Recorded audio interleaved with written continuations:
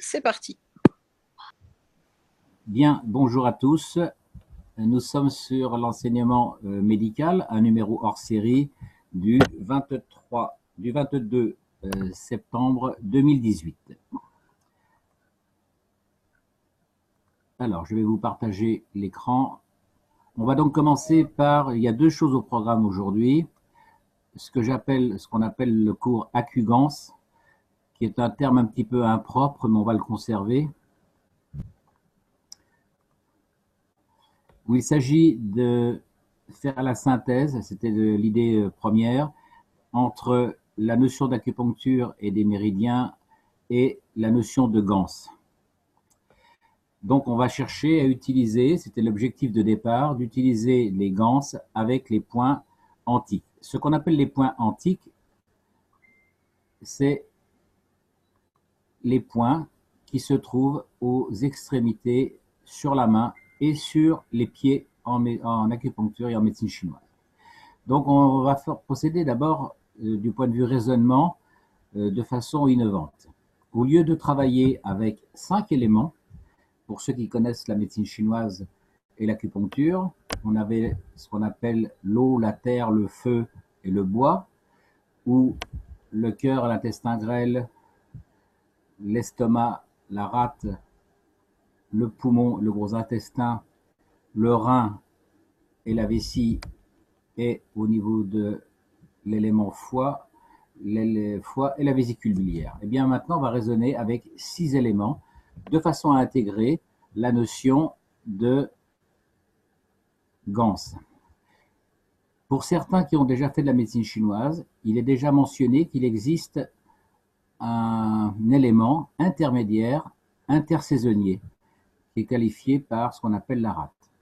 Donc là, ici, ce 6e élément n'est pas un élément intersaisonnier, mais un élément à part entière. Donc on va voir ça de tout à l'heure. Le travail qui est effectué n'est pas le travail personnel, mais celui de Nguyen, avec lequel j'ai travaillé sur ce nouveau système. Donc c'est à lui qu'il faut rendre hommage pour ce travail. Et donc il m'a chargé de vous le présenter du point de vue enseignement. Alors, nous allons voir qu'il y a deux façons d'utiliser les 6 éléments dont on va parler tout à l'heure en relation avec la technologie de Kesh.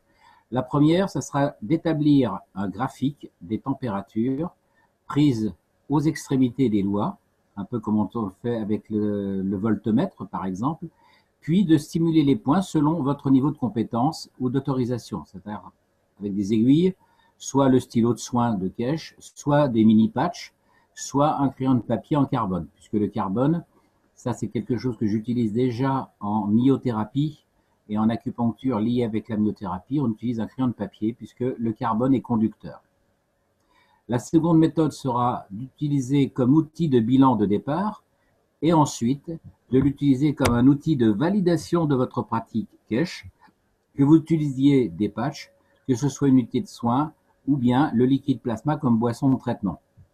C'est-à-dire que vous allez appliquer, vous allez placer votre patient dans la cabine de soins, par exemple. Vous aurez fait le bilan de prise des températures des points d'acupuncture avant le traitement. Et pour valider le traitement, si le traitement est efficace, eh bien vous devez avoir un équilibrage des courbes de température, comme on le verra tout à l'heure. Alors voici donc les 6 éléments et non plus les 5 avec lesquels on va procéder au raisonnement. On aura un élément feu, un élément bois, un élément humidité, qui est un nouvel élément, un élément eau, métal et terre.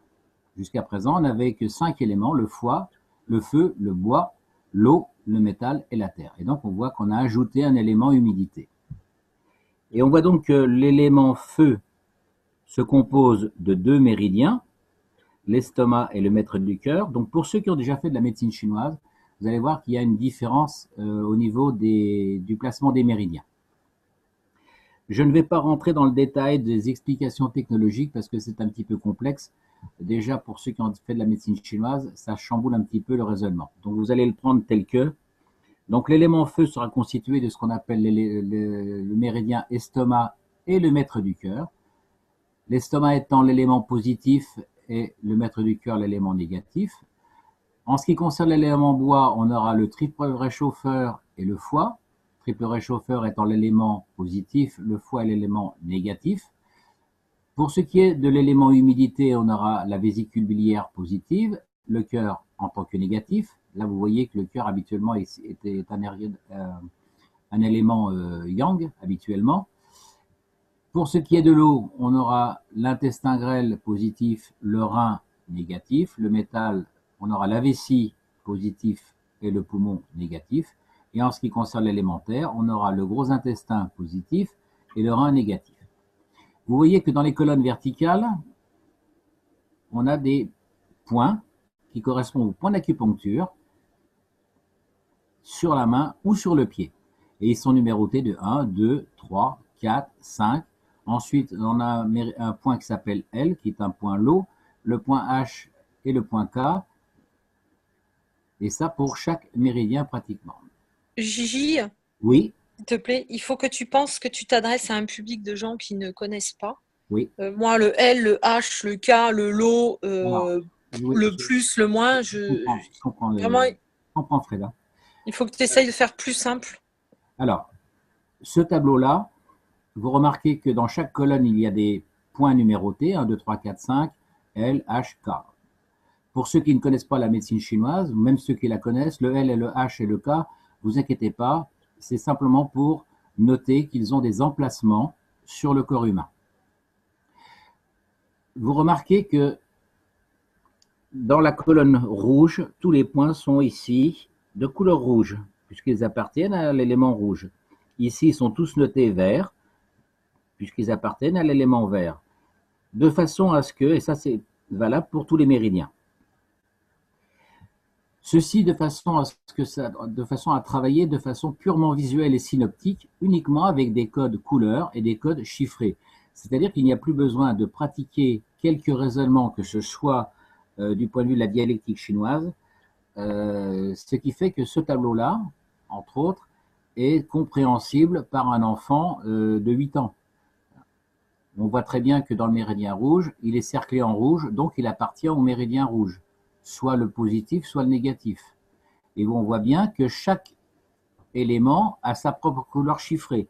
Le 1 est en rouge, en orange, le 2 est en gris, le 3 est en bleu, le 4 est en violet, le 5 est en vert. Ce qui fait que chaque point appartient à une couleur de méridien. Voilà, ça c'est pour la compréhension, si vous voulez, du tableau. Et ça, c'est dans chaque méridien. Si on prend par exemple le méridien bleu, par exemple, on voit ici qu'il démarre à numéro 1, 2, 3, 4, 5, LH, on n'en tient pas compte pour l'instant, et que le numéro, donc ils sont tous cerclés en bleu, puisqu'ils appartiennent au bleu, ce qui fait que tout à l'heure, quand on verra dans des tableaux un petit peu différents, on saura que un cercle bleu, ça appartient au méridien haut, soit l'intestin grêle, soit le rein. Voilà. Donc on n'a plus besoin, à la limite, de retenir le nom des méridiens. On va simplement regarder couleur bleue et le chiffre violet ou le chiffre 2 vert ou le chiffre 3 rouge pour savoir quel est le point à effectuer.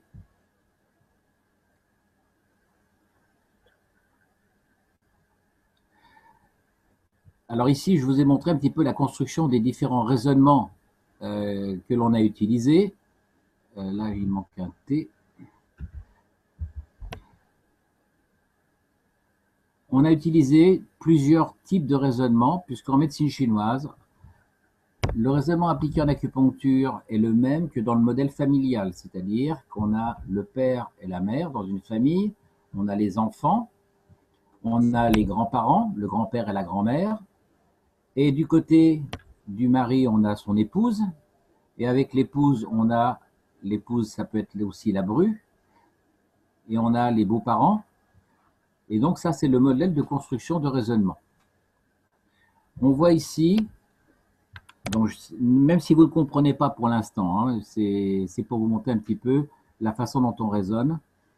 On voit que chaque point va avoir sa correspondance de traitement avec un autre point. Si je prends dans le rouge ici, j'ai un point ici qui est noté 5 de couleur orange. Ça veut donc dire que ce point orange correspond à la case orange ici. Et comme on est dans du rouge, on va prendre le point numéro rouge. Voilà un petit peu la façon de construire. Si on part dans le vert, eh bien on voit ici qu'on a un point de couleur verte. Ça veut donc dire qu'on va aller dans la couleur verte pour trouver la case rouge avec ici le point numéro rouge. Même chose dans le violet. J'ai un point violet, je vais donc dans le violet. Étant donné que je suis dans des cases rouges, je prends le point rouge, et ainsi de suite. Voilà un petit peu la façon dont on construit les raisonnements en respectant toujours ce qu'on appelle la règle mère-fils, époux-épouse, c'est-à-dire le modèle familial. Voici un autre modèle qui vous montre un petit peu les différents méridiens. Donc ça, ce sont les 5 points du méridien rouge. 1, 2, 3, 4, 5. Le L et le H, on s'en occupe pas pour l'instant, le K non plus. Ça n'a pas d'importance pour ceux qui ne connaissent pas l'acupuncture. Ici, on a le deuxième méridien rouge avec 1, 2, 3, 4, 5. Ils ont chaque point à sa couleur, de façon à savoir à quel méridien appartient. On sait donc que le point 1 orange appartient au méridien rouge. Même chose, ici, on a le 1 orange qui appartient à l'autre méridien rouge. Puisqu'on a vu dans le tableau tout à l'heure qu'il y avait 2 méridiens rouges, un positif et un négatif. Ici, on a la distribution des ce qu'on appelle les 6 éléments, qu'on peut représenter sur un cercle. Donc là, ici, on a un ensemble de 2 méridiens rouges, l'ensemble des 2 méridiens orange avec leurs points, l'ensemble des méridiens gris, les 2 méridiens bleus, les 2 méridiens, ici il en manque un, je suis désolé, les 2 méridiens violets, et ici on aura les 2 méridiens verts. Alors, une fois qu'on a fait le diagnostic, comment faire le diagnostic? On va se servir d'un graphique de température en notant ici 27 degrés, 29, 31, 33, 35 degrés sur un diagramme d'un papier millimétré par exemple. Et on va reporter ici, en ordonnée, en haut, les différents méridiens. Donc on va retrouver nos 2 méridiens rouges, nos 2 méridiens verts, les 2 violets, les 2 méridiens bleus, les 2 méridiens gris et les 2 méridiens orange. Ici, on a mis une correspondance. Les 2 méridiens rouges correspondent à l'ARN. Je vous passe un petit peu tous les, le raisonnement qui nous a fait aboutir, après pas mal de discussions. Il est possible que ça soit modifié à nouveau, mais a priori, on est tombé d'accord sur ces correspondances. Les 2 méridiens verts correspondent à l'ADN. Les 2 méridiens violets correspondraient aux acides aminés. Les 2 méridiens ici bleus correspondraient à l'eau. Les 2 méridiens gris correspondent aux métaux et aux métalloïdes. Et les 2 méridiens orange correspondraient aux oxydes et aux sels.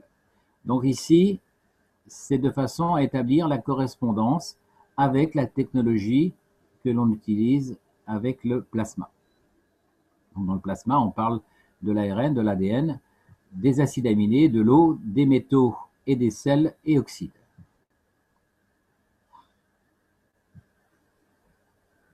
Quand on va établir le diagnostic, on va donc prendre la température avec un thermomètre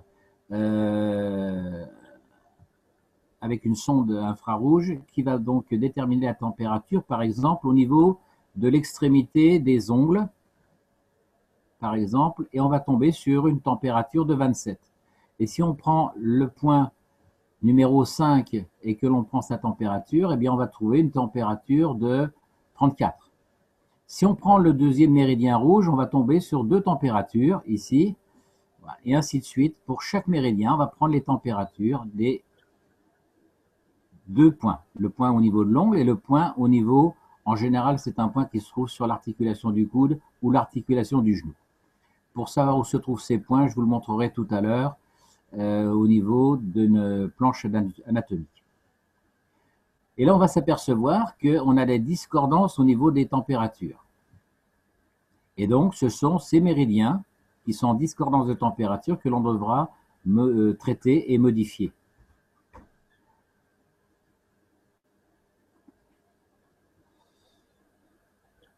Le traitement va donc consister en fait à faire remonter la température la plus basse. Donc ici, si on regarde le méridien E estomac, on voit que la température est trop basse, donc il va falloir trouver les points qui vont faire remonter cette température.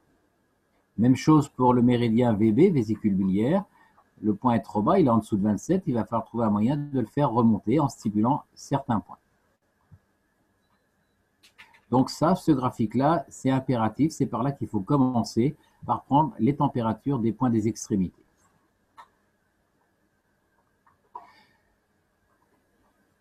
Alors maintenant, je vous montre le tableau final avec lequel en fait on travaille. Tous les autres diagrammes que j'aurais pu vous montrer étaient des diagrammes de construction pour établir le raisonnement qui nous a permis d'arriver à ce tableau synoptique global. Pour chaque traitement, on aura 8 points à faire. Systématiquement, on fera le point que l'on appelle ici le 1CH ou le 4TM. Le 1CH, c'est le point 1 jet de mot. Pour les gens qui ne connaissent pas et qui ne savent pas où il est, c'est le point qui se trouve en plein milieu du scrotum. Le 4 tout mot est un point qui se trouve sous la deuxième vertèbre lombaire, qui est le point qu'on appelle le Mingmen. Pour ceux qui connaissent l'acupuncture, il est sous l'épineuse de la deuxième lombaire. Ces deux points sont à faire systématiquement. Le 4 Tumo ne pose aucun problème pour être stimulé. Le 1 Genmo, s'il vous plaît, demandez la permission de traiter ce point puisqu'il se trouve sur le scrotum. Si vous le faites avec le stylo cache, il n'y a pas de problème. Si vous le faites à l'aiguille, c'est votre problème et votre responsabilité de demander la permission. Et encore, si c'est un adulte, assurez-vous d'avoir la permission de le faire, surtout à l'époque actuelle. Si vous le faites avec le stylo cache, ça va, vous n'êtes pas obligé de déshabiller la personne. Si vous le faites à l'aiguille, ça vous regarde. Si vous le faites avec un patch, il n'y a pas de problème. Mais malgré tout, demandez l'autorisation. Et puis ici, on va avoir une série de points qui seront à faire. Donc, ils se diront toujours 2 par 2. Soit vous allez vous intéresser à ces 2 cases-là, soit vous allez vous intéresser à la case bleue et à la case orange, soit vous allez prendre la case verte et la case bleue comme point de référence. Et vous allez chercher les points en faisant le point 3 et 4, ici, le 3L, le 4L. Dans la case bleue, vous prenez le point numéro 1 plus 3, rouge, le point 2.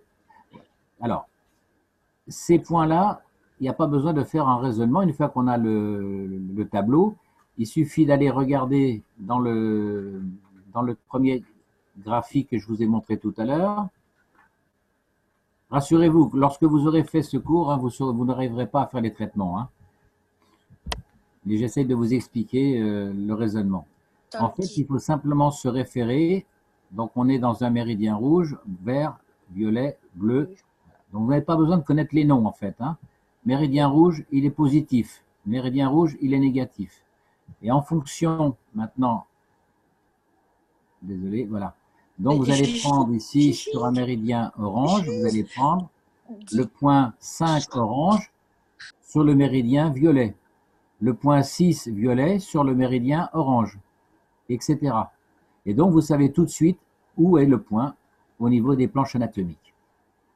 Donc, ce qui est intéressant ici, c'est qu'on n'a plus besoin de jongler avec les raisonnements. Il suffit de savoir que le point numéro 5 orange appartient à quel méridien et à quel point appartient le point numéro 3 violet. Donc, si vous voulez, 5 plus, c'est la couleur du méridien, et 3, c'est le point numéro 3, violet, sur le 5 orange. Donc, on va retourner à la planche avant. Voilà, le point 5, le point numéro 3, violet, il est dans du orange. Voilà, il est là, le point, dans cette planche. Donc, on va prendre le point orange, numéro 3.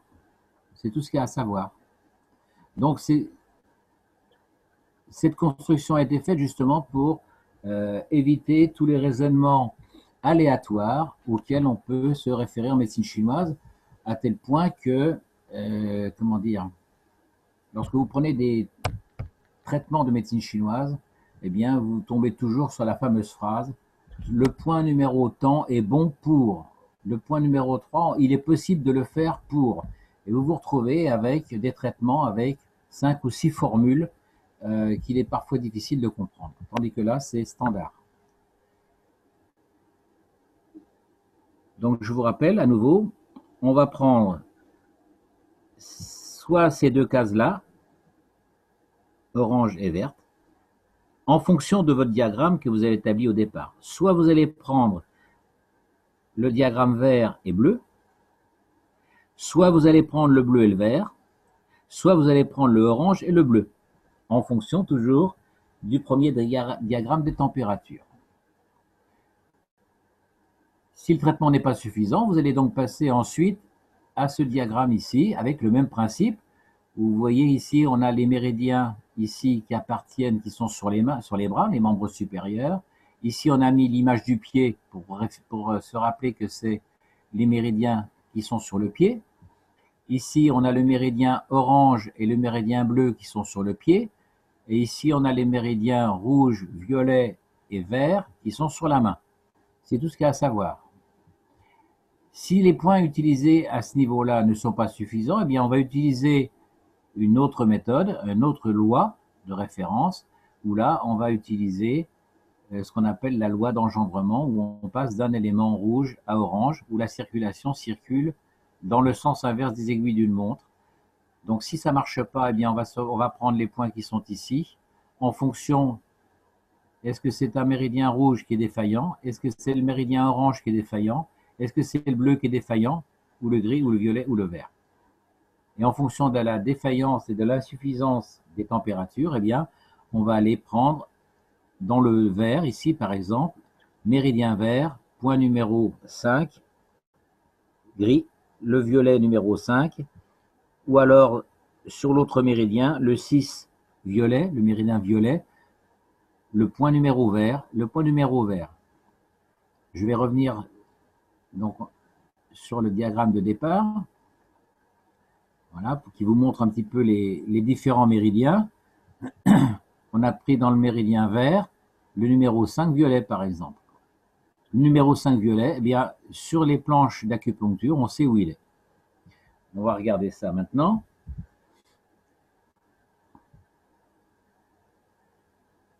Donc, où se trouvent les méridiens, les points? Eh bien, pour ceux qui connaissent la médecine chinoise, qui en connaissent les rudiments, on voit que les points démarrent tous aux extrémités des doigts, à côté de la racine des ongles, ici. Là, vous voyez que la main, les doigts sont repliés dans le creux de la main. Donc, on a un point ici qui est à l'extrémité de l'ongle, c'est le 9 mètres du cœur, pour ceux qui connaissent. Ici, on a un autre point à l'extrémité du 4e doigt, c'est le 1 TR, le 1 triple réchauffeur. On n'a pas besoin de savoir triple réchauffeur, il suffit de savoir que c'est le 1 TR, c'est un point d'un méridien vert, et le point, on connaît sa couleur. Ici, on est dans un méridien violet, où là, effectivement, par rapport à la médecine chinoise habituelle ou l'acupuncture habituelle, on a 2 points d'extrémité ici. C'est un petit peu la seule différence par rapport au tracé habituel des points. Si ici, vous avez l'image au niveau des pieds, donc là, on a représenté tous les points où on va prendre, relever les températures. Donc là, ici, on a le gros orteil avec le point, pour ceux qui connaissent, c'est le 1 de rate. Ensuite, on a le 1 du foie. Ensuite, on a le 42 estomac. Et ensuite, on a le 41 vésicule biliaire. Et ici, au niveau du petit orteil, on a également 2 points, 67 vessie et 67 vessie vis. Donc, ce sont tous ces points où vous allez relever les températures. Donc, à nouveau, vous voyez que chaque méridien a sa couleur de repérage. Triple réchauffeur, on a vu tout à l'heure, si on regarde la planche de départ, ici on voit bien qu'il est en vert.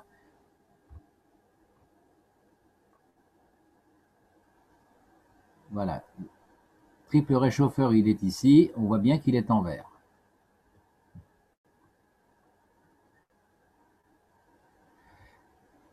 Ici, je vous ai montré une planche habituelle où on voit que l'emplacement de tous les points d'acupuncture sur une planche. Donc là, on a repris les planches traditionnelles habituelles et on a replacé les points avec leur couleur pour savoir où se trouvent les points. Puisque vous aurez à les stimuler soit par l'aiguille, soit avec le stylo cache, soit avec les crayons de papier, soit avec un mini patch.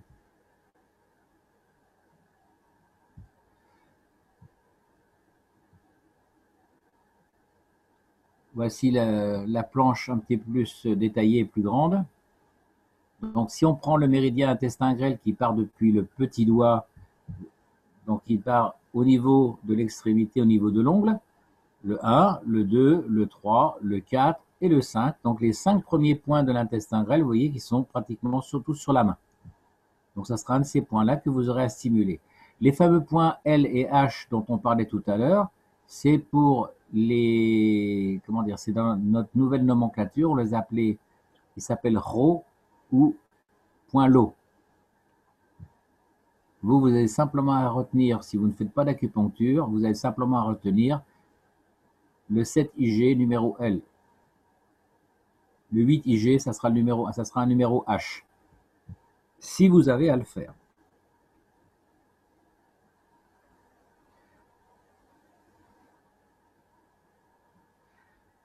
Voilà, je vous ai fait comment dire, un résumé assez succinct, parce que malgré tout, si on regarde bien par rapport à notre objectif qui était d'utiliser les gants, c'était ça l'idée au départ, et de faire correspondre le raisonnement de la médecine chinoise dans l'optique de la compréhension des plasmas et des gants. Ce qui était intéressant, c'était de voir si on pouvait construire un nouveau mode de raisonnement qui s'adapte à la technologie du plasma.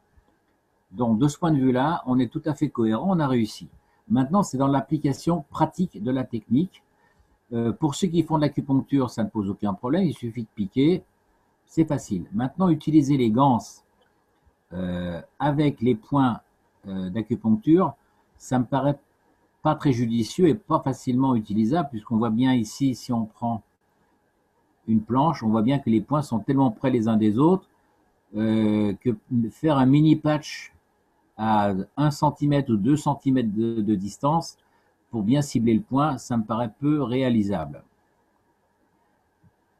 Alors une autre technique consiste à faire ingérer en fonction des différents méridiens que l'on a trouvé en lésion, de faire boire un certain type de gans, CO2 ou ZNO ou CH3 ou CuO, et de voir s'il y a modification des températures au niveau des extrémités, si on modifie le diagramme.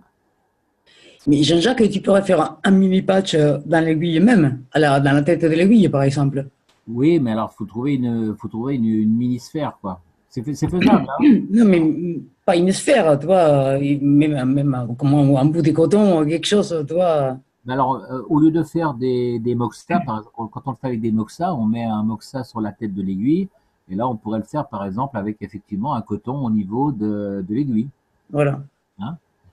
Le problème, c'est que, oui, le problème, c'est que lorsque vous allez piquer et poser votre coton sur la tête de l'aiguille, vous allez y mettre votre intention.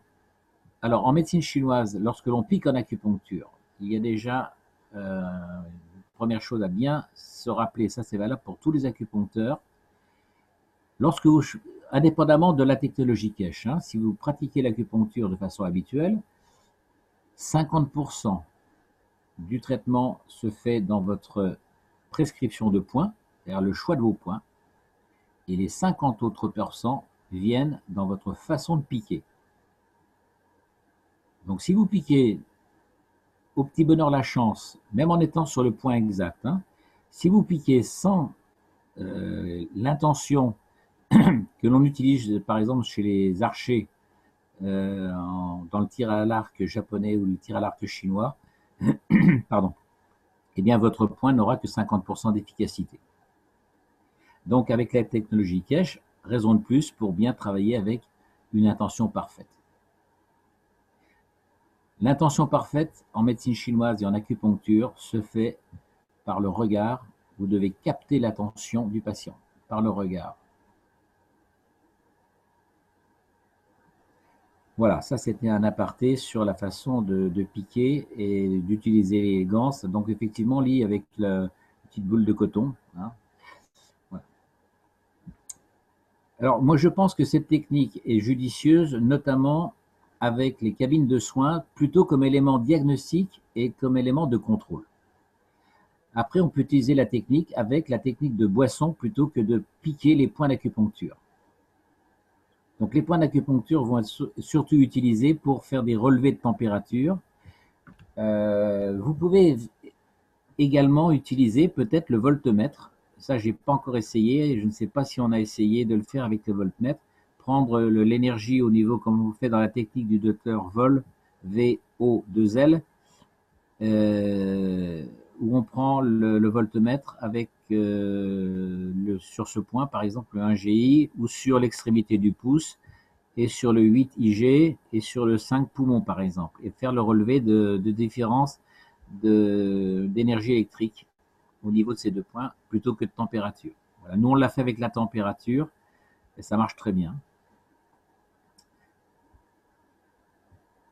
Voilà, ça c'était, je voulais vous présenter ce travail qui est extrêmement intéressant et je pense que, bon, on en est encore que, je pense qu'on a fait que la moitié du travail avec ça. Il y aura encore des travaux postérieurs au niveau de la compréhension de la maladie en médecine chinoise en liaison avec la technologie Kesh. Donc pour l'instant, moi je pense qu'il est plus judicieux d'utiliser systématiquement ça. Tout le monde peut le faire, utiliser les points et les relevés de température. Alors, il faut que vous utilisiez un thermomètre. Prenez pas les thermomètres qu'on utilise chez les nourrissons, hein. Il faut prendre un thermomètre bien précis qui vous donne un gradient jusqu'à 100 degrés et non pas des relevés instantanés de température comme on le fait avec les thermomètres qu'on utilise en pharmacie pour les nourrissons. Il n'est pas facile à trouver ce thermomètre. On ne le trouve a priori qu'au Vietnam. Il est fabriqué en Chine, je crois, mais on ne le trouve qu'au Vietnam. Parce que tous les autres thermomètres vont vous donner un gradient de température limité entre 37. Il faut qu'il aille jusqu'à 100 degrés, hein. Donc pour ceux qui utilisent la cabine de soins, c'est l'idéal. Un test avant et un test après, et vous saurez si vos méridiens sont équilibrés. Pour ceux qui utilisent également les réacteurs, la deuxième technique, alors c'est au lieu de piquer, de mettre les ganses sur des points d'acupuncture, c'est d'utiliser les ganses en boisson. Donc vous faites boire au patient le type de ganse correspondant au méridien et vous voyez bien si la température s'est modifiée ou pas sur votre méridien.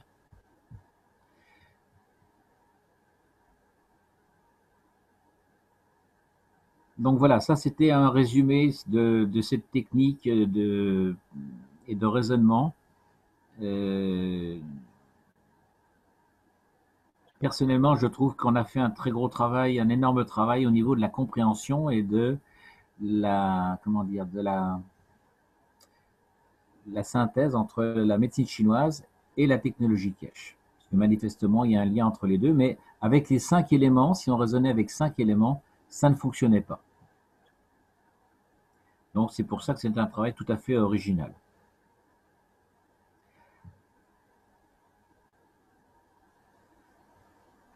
Voilà, ça c'était pour aujourd'hui. Alors je sais que certains vont rester un petit peu sur leur faim en disant tiens, on a trouvé un truc miracle. Un enfant de 8 ans peut se servir du tableau, c'est très facile, hein. Je le résume à nouveau. Donc vous avez votre tableau avec les méridiens. Vous prenez votre... attendez. Voilà, vous êtes sur votre graphique. Vous voyez ici que le méridien rouge a un problème de déficience ici. Donc il faut traiter le méridien rouge. Voilà. Bah, le méridien rouge, il est là. Donc on va prendre la case bleue ici et traiter les points rouges. On va faire le 2 rouge, numéro L. Après, il suffit d'aller sur la planche d'acupuncture pour voir où est le 2 rouge L. Donc le 2 rouge, c'est le méridien rouge, il est négatif. Il faut prendre le point L du méridien 2 rouge négatif. On retourne sur la planche et on voit que le méridien 2 rouge négatif, c'est le maître du cœur. Donc c'est un méridien qui est sur la main, qui part depuis le 3e doigt jusqu'à l'aisselle. Il se termine sous l'aisselle. Il se termine, pardon, au niveau du sein. Le point numéro L, eh bien, il est là. Alors après, il suffit d'aller regarder sur la planche d'acupuncture. Donc, je vais aller sur une planche. Voilà. Donc c'est un méridien qui se trouve sur le devant du bras, en plein milieu du bras ici. Il monte et il vient se terminer ici. Le point numéro L, eh bien, il sera ici, en plein milieu du coude. Voilà, donc on a tout de suite son emplacement. Donc c'est assez simple, hein, du point de vue, on n'a pas besoin de faire de grands raisonnements. Tout est fait de façon visuelle et synoptique. Il n'y a pas besoin de faire de raisonnement particulier. C'est pour ça que c'est une technique qui me paraît très intéressante. Elle a été construite de cette façon-là pour éviter comment dire, des raisonnements un petit peu aléatoires. Est-ce que vous avez des questions à poser? Alors, je sais que c'est un résumé, c'est pas facile à appréhender. J'ai essayé de vous faire comprendre que tout est fait par code couleur. Voilà, de façon à ce que quelqu'un qui ne connaît rien en acupuncture, bah, il regarde, c'est le méridien violet qui va pas, bah, je fais le méridien violet. Puis c'est le numéro 1, bah, je fais le numéro 1 du méridien violet. Voilà, c'est tout ce qu'on a à savoir. Ouais, ça c'est bien parce que ça va être très facile. Mais par exemple, pour mesurer la température, vu qu'on n'a pas les thermomètres vietnamiens, Les thermomètres, alors, tu as dit qu'on pouvait les faire avec les voltmètres. Et comment on ferait une échelle, par exemple, pour savoir la différence des températures? alors ça, j'ai pas essayé, j'ai pas testé. Je peux pas vous répondre. Je sais pas. Mais ça serait possible. Je pense que c'est possible parce qu'on le fait avec jusqu'à présent quand on utilisait la technique de vol, on pointe que les points d'extrémité. Voilà. Donc, Voilà. Donc on sait que si on sait que le méridien, par exemple, par rapport aux 5 doigts, on sait que c'est le petit doigt qui est en déficience. Et par exemple, mettons que ça soit le pouce qui est en déficience. Voilà. Mais après, dans la déficience, on ne sait pas quel est si le méridien est en excès ou en insuffisance. ouais, il faudrait faire une échelle de valeur. Mais donc, il faudrait Voilà, expérimenter voilà, là-dessus. voilà, tout à fait, tout à fait. Mm. Alors comment dire, le thermomètre, il se vend au Vietnam. Alors là, au Vietnam, il n'y a pas de problème pour l'avoir. Et il est fabriqué en Chine, mais j'ai pas réussi. On a essayé de voir avec une Guyenne si on pouvait le trouver en Occident et on n'a pas trouvé.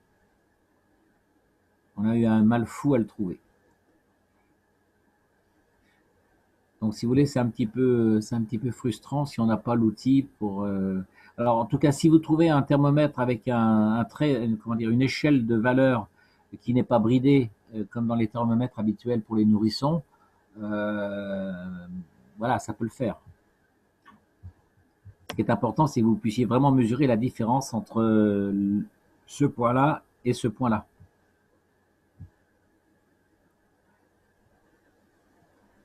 Parce que le thermomètre du nourrisson, lui, va vous dire, dès qu'il y a une petite déficience de température, hop, il va se mettre à sonner. Voilà. Avez-vous d'autres questions malgré tout?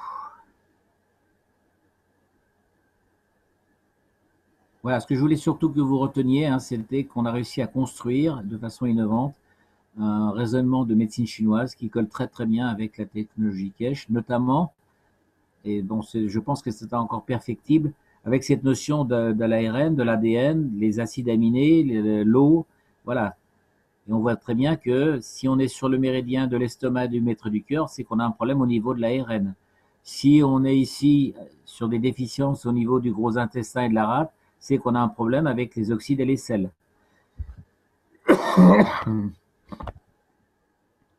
Donc tout ceci ici nous amène, je pense, dans le futur, à envisager peut-être d'autres protocoles au niveau des traitements des points, pour être plus précis. Mais pour l'instant, bon, on va s'arrêter à ce type de raisonnement. Voilà. Bon, disons que pour nous, ça reste un peu théorique, on ne peut pas l'utiliser, mais c'est comme un bébé voilà, qui va évoluer, quoi. Hein. Alors, c'est tout à fait applicable pour ceux qui font les cabines de soins, c'est-à-dire que quand vous allez faire un travail de comparaison entre avant le traitement et après le traitement. Donc ça, D'accord, d'accord, d'accord, dans ces cas-là, ok, pour moi, c'est vraiment ça le plus simple et le plus facile. Hein. d'accord. Oui, sinon, il y a une question dans le chat qui dit qu'il a entendu parler des granions de sang, cuivre, argent, magnésium.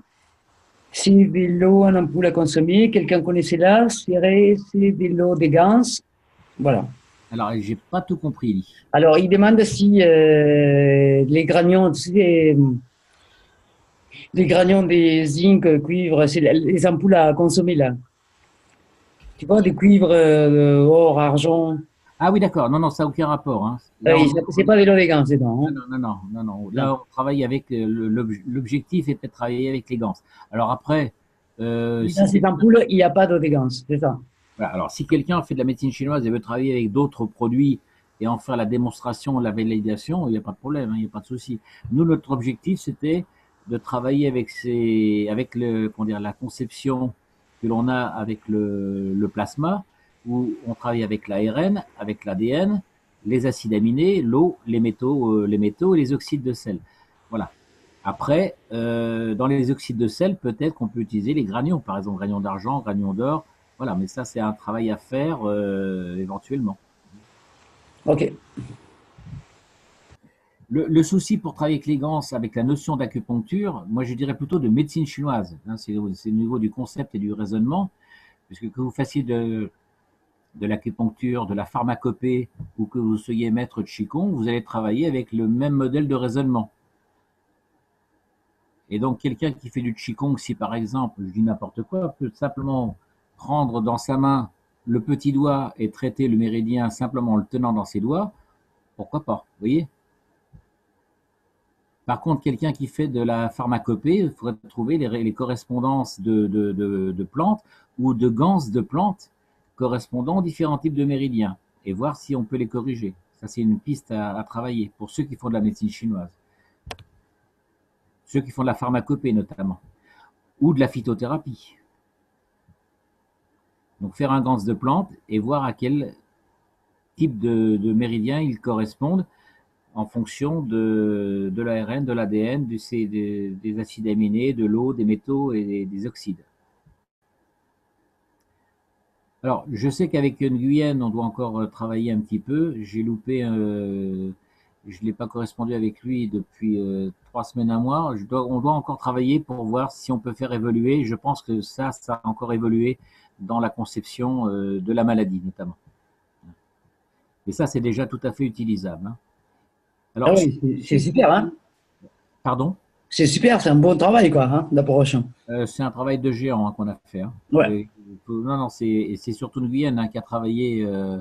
Voilà, quand il m'a présenté son travail, moi qui fais de la médecine chinoise depuis 40 ans, il a fallu un petit peu que je mémorise un petit peu les 6 éléments au lieu de 5 et de raisonner avec 6 au lieu de raisonner avec 5. Donc c'est facile hein, pour quelqu'un qui manie. Hein. Voilà. Mais pour quelqu'un qui n'en a jamais fait, c'est très simple. Hein, il suffit de retenir les codes couleurs. Voilà, c'est fini. Hein. Donc un enfant de 8 ans, il regarde le tableau. Pardon. Il regarde ce tableau-là par rapport à celui que je vous ai montré tout à l'heure, hein, le diagramme des températures, et il se casse pas la tête. Hein, il dit c'est le méridien-là qui va pas, ben, je fais ce point-là. C'est le méridien-là qui va pas, je fais ce point-là, et ainsi de suite. Voilà. Il n'y a pas besoin de s'embarquer dans des raisonnements didactiques comme on le fait en médecine chinoise. Mais on a utilisé les mêmes lois que l'on utilise en médecine chinoise, la loi mère-fils ou grand-père, la loi époux-épouse, le cycle d'une certaine façon, le cycle d'engendrement, voilà. Et donc, tout ça, c'est vérifiable et ça colle très très bien avec l'ensemble des lois de médecine chinoise. Voilà. Il n'y a aucune faille nulle part, alors que quand on raisonne avec les 5 éléments, il y a une faille. Alors, tu as une question dans le chat qui dit est-ce qu'il y a un thermomètre laser et il conviendrait? Un thermomètre laser, oui, tout à fait. Voilà. Tout à fait. Ou sinon, il vient avec un voltmètre, où placer les points communs pour les mesures et à quelle échelle. Voilà, ça n'a pas été étudié. Tout à fait. Voilà. Alors moi, j'ai pas de voltmètre, j'ai plus les moyens en ce moment d'acheter tout ça. Donc s'il y en a qui, voilà, mais un thermomètre laser, absolument. Hein, voilà, il faut qu'il y ait une échelle de 100. Hein. Faut qu'il soit, faut Oui, vraiment qu'il. d'accord. C'est comme ces thermomètres que tu utilises pour le four et des trucs comme ça, quoi. Mesurer Oui. des températures, quoi, des grandes températures. Ben, voilà, une échelle de gradient très, très précise et assez large, Hmm. hein, de 100, hein. OK. Parce que les températures pour bébé, ça va jusqu'à 40, voilà, 37, 40, et puis c'est tout. Hein, il n'y a pas assez de gradient. Après, il n'y a plus de bébés. C'est pour ça. Voilà, donc ça c'était pour la médecine chinoise. Donc je vous invite à- à déjà essayer de prendre les températures pour ceux qui ont les outils. Hein. Et ceux qui ont le voltmètre, vous pouvez déjà essayer. Le voltmètre, ça tout le monde l'a. Hein, voilà. Alors, je vais. Oui, on a les voltmètres, mais on n'a pas l'échelle des mesures. Donc, Alors, on vous a donné une échelle de mesure par rapport à la maladie, le cancer, etc. Donc, essayez de partir avec cette échelle-là. On a fait un cours là-dessus sur le voltmètre. oui, oui, oui, les documents, ils sont dans les drives. Ouais. Ah, donc, essayez de partir avec cette échelle, de voir sur l'échelle de pathologie, je ne sais plus comment s'appelait le médecin, et de voir si, en prenant état de santé et état de cancer, par exemple, qui est le pire état, de voir si on peut, donc vous auriez par exemple un 0 et un numéro 100. Voilà, si on peut établir un gradient. Ou alors simplement de noter sur, par exemple, si je reviens, voilà, de noter sur ce gradient, au lieu de mettre les températures, on mettrait les échelles du voltmètre. Le cancer serait ici, ici on aurait l'état de parfaite santé, et ici les états intermédiaires. Pardon.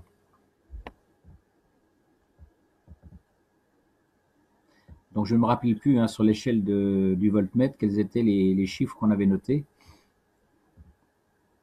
Mais ici, de reporter l'échelle qu'on avait donnée dans le cours sur le voltmètre et de la reporter ici, par exemple.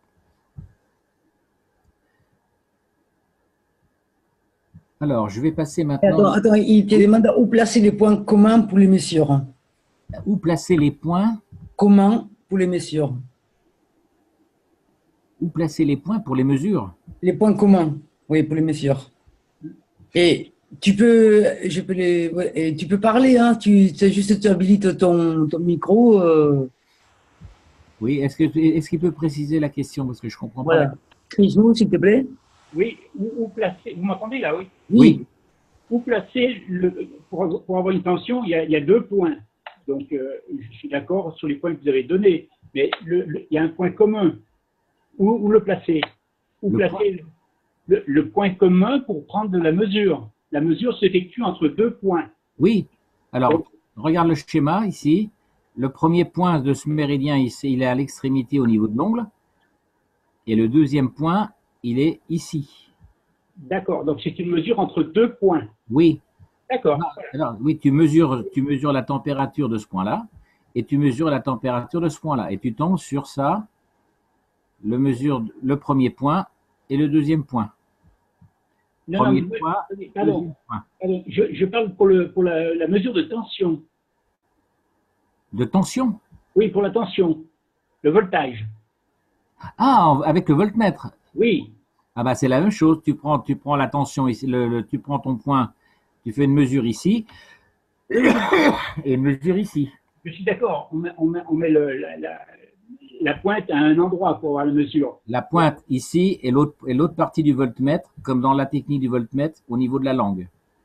D'accord. Voilà. Le point commun, c'est la langue. Voilà. D'accord. C'est la Alors, question que je posais. pourquoi la langue? Parce que ça résout le problème d'humidité. Tout à fait. Là, on aurait une humidité constante au départ. Tout à fait. D'accord? OK. Vous avez répondu à ma question. Ok, merci. Donc là, si vous allez dans le drive, vous me direz si j'ai dit une bêtise. C'est le cours sur le voltmètre est dans le drive. Hein. Exact, Frédéric? Hein. Oui, oui, il y est. Il y est. D'accord. Hein. Alors, on va passer, s'il n'y a pas d'autres questions, à la deuxième partie du cours. Alors, c'était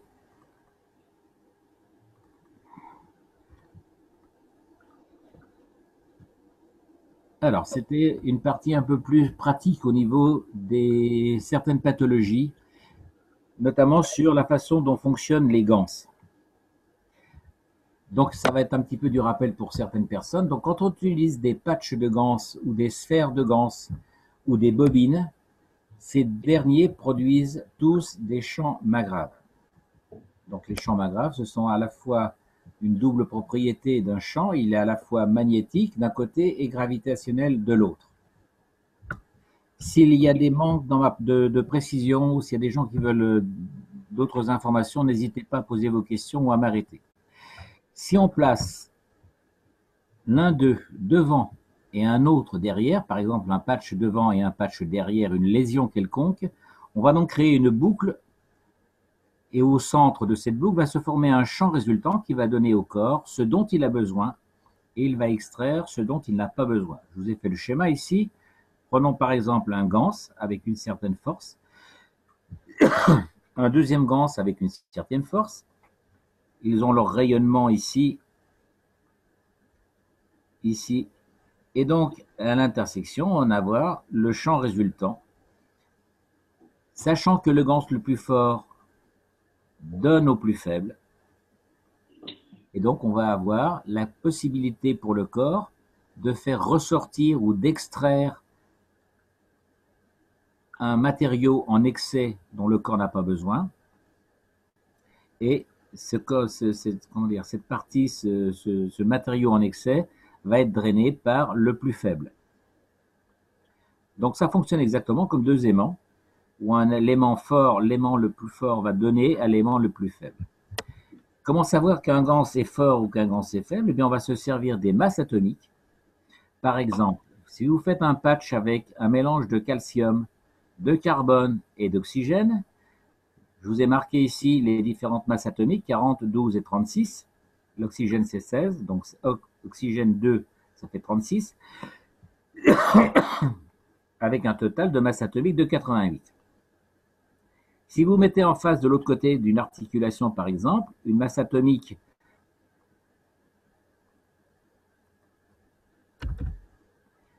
avec du zinc et de l'oxygène, eh bien, vous aurez 60 de masse atomique plus 16 avec un total de 76. Sachant que la masse atomique du plasma est de 20% diminuée de la masse atomique matière. Donc, la vraie masse atomique de votre plasma ne sera plus de 88, mais de 20% de 88, c'est-à-dire environ 60. Pardon. Même chose ici pour la masse atomique. En matière, dans la matière, on a 76 de masse atomique. Et donc là, on aura une masse atomique de plasma de 20% de 76. Voilà un petit peu le principe. Hein. Donc, par exemple, si on parle du cancer du sein, où on a la plupart du temps une calcification multiple avec des granulés de calcium dans le sein. Donc, le calcium est donc en excès. On va essayer de le drainer, cet excès de calcium, exactement comme on le ferait avec un aimant. Donc, on va mettre du calcium dans un des patchs de façon à attirer le calcium dans le patch. Voilà un petit peu le principe de travail avec les ganses. Alors, voici maintenant quelques exemples de pathologies. Donc, dans le cas d'un simple rhume, vous allez utiliser la vaporisation en utilisant uniquement l'eau plasma de CO2. Donc, vous ne prenez jamais le ganse en lui-même, vous prenez toujours l'eau plasma ou le liquide plasma, moi je l'appelle l'eau plasma, ou le plasma liquide, sur le front et derrière les oreilles. En principe, c'est en quelques minutes, c'est suffisant pour un simple mal de tête de rhume. Hein. C'est à répéter au besoin 2 à 3 fois par jour, et c'est même plus efficace que les comprimés sur les virus.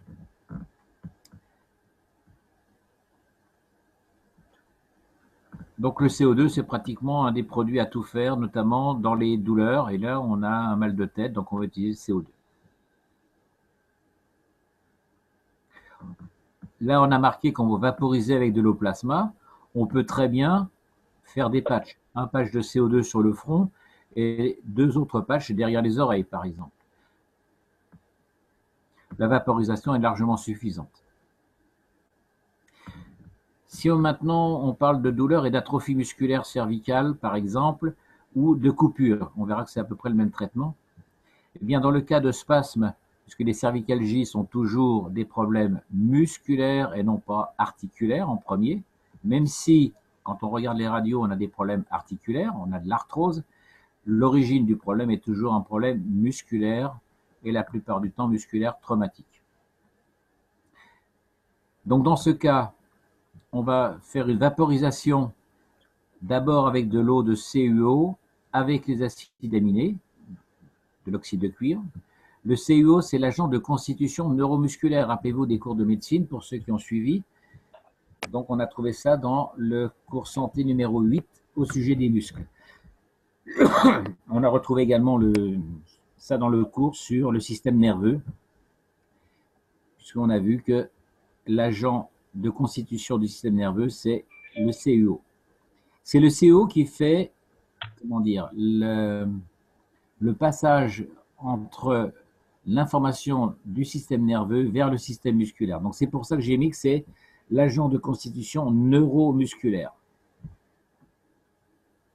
Donc chaque fois que vous avez un problème musculaire, il faut traiter le neuromusculaire, c'est-à-dire la conduction nerveuse dans le muscle. En ce qui concerne le traitement des coupures profondes, c'est le même traitement. Donc vous allez ajouter au CuO le CO2 et le ZNO, c'est-à-dire faire 3 patchs. Puisqu'on a vu que le système cutané est constitué de 3 plans, épiderme, endoderme, exoderme, exactement comme dans un triréacteur. Et donc, vous allez utiliser 3 patchs en sandwich sur la brûlure, par exemple, ou sur la coupure, pardon. Dans le cas d'une cervicalgie, alors ça c'est valable ici, c'est pour tous les problèmes musculaires, quelle que soit leur situation, hein, sur le tableau de gauche. En ce qui concerne une cervicalgie, on vous a montré la façon pratique de le réaliser. Donc vous prenez une minerve en mousse avec un tissu jersey par-dessus, c'est vendu dans le commerce. Et donc vous allez faire une proportion de 3 parts de CuO, 3 parts de CO2 ZNO et 1 part de CH3. Le CH3 étant là pour donner de l'énergie au niveau musculaire. Le CH3 va agir au niveau, pour ceux qui se rappellent des cours, c'est un constituant des sucres et notamment qui intervient dans la chaîne ATP et ADP, l'ATP étant la source d'énergie dans la cellule. Donc voilà ce que vous avez à retenir pour les problèmes de cervicalgie. Même des cervicalgies avec arthrose. Coup du lapin, après un accident de voiture, même traitement. À faire instantanément, puisque je vous rappelle qu'après un accident de voiture, il n'y a pas de douleur et que les douleurs apparaissent que 3 semaines après. Je parle d'un accident avec un simple coup du lapin, un simple whisplatch.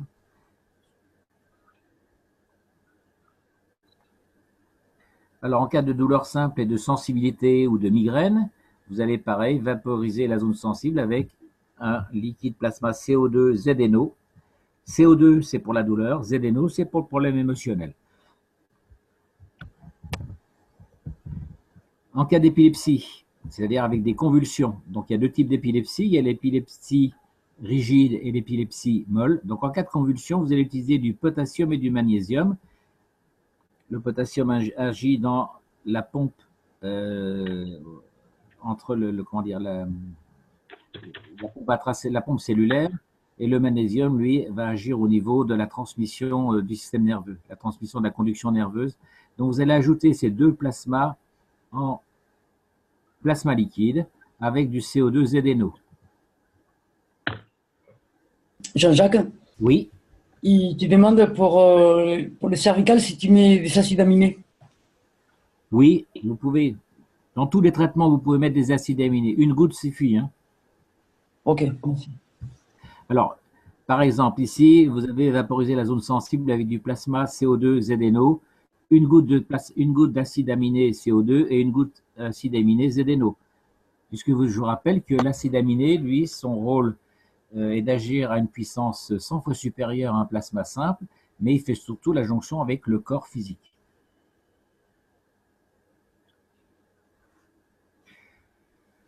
Donc, je termine avec l'épilepsie. Donc, ce sont les parathyroïdes et le pancréas qui produisent le potassium, hein. Donc, si vous placez le potassium sur le pancréas et le ZNO, et le CO2 ZNO magnésium sur la tête, ou en vaporisation 3 fois par jour et au moment du coucher.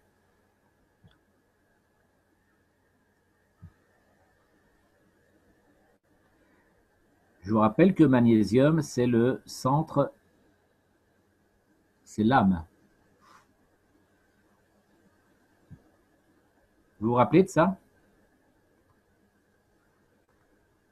Vaguement. Vaguement. Pardon, alors attendez. Je vais vous refaire un petit schéma. Hein.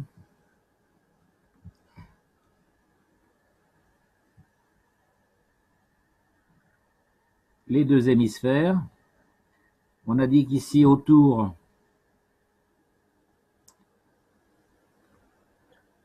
on a la boîte crânienne, le calcium. Au centre, ici, on a le Zn.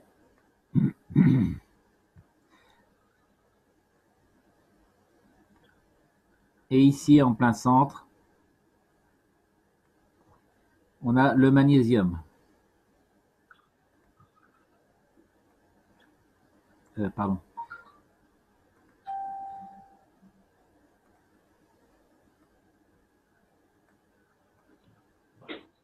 Voilà. Et bien ici, c'est l'âme. Je vous rappelle que le calcium, lorsqu'il tombe, va donner le Zn.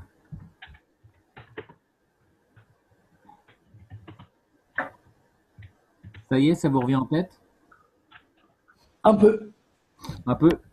Voilà, donc le magnésium, c'est le centre de l'âme, hein. C'est là que vous atteignez l'âme. Voilà pourquoi, donc, quand vous faites... alors, vous pouvez faire un casque, par exemple, au niveau de la tête, ou un patch, CO2 ZNO avec le magnésium. Vous faire deux patchs, un patch de CO2 ZNO et un autre patch de magnésium l'un sur l'autre.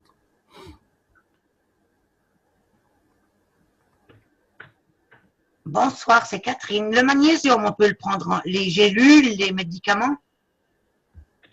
Oui, mais le mieux, c'est de le faire en forme de ganse. Donc, Oui, en ganse, mais avec des tablettes, avec des capsules. oui. Merci. Donc, si vous le prenez en capsule, enfin en tablette ou en capsule, prenez un magnésium, comment dire,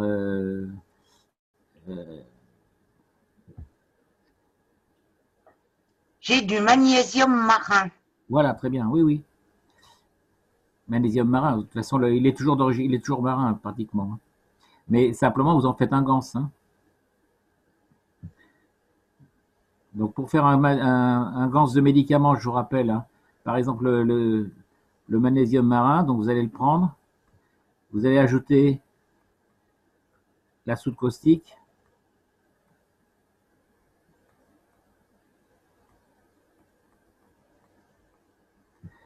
vous mettez tout ça dans un bocal,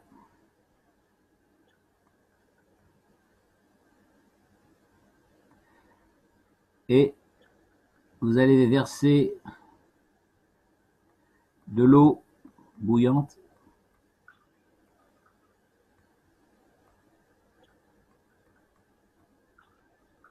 Ça veut dire température, hein. Donc de l'eau bouillante, comme pour faire n'importe quel nano-coating, hein. Vous fermez, vous laissez ça en place 24 heures. Et au bout de 24 heures, vous allez rincer 7, 8 fois de façon à enlever la soude. D'accord? Donc, vous allez avoir ici un dépôt, le dépôt de votre médicament. Vous allez rajouter l'eau, bien sûr. Étant donné que lorsque vous ajoutez la soude caustique sur l'eau, vous avez une réaction effervescente de chaleur. À l'inverse, si vous avez de l'eau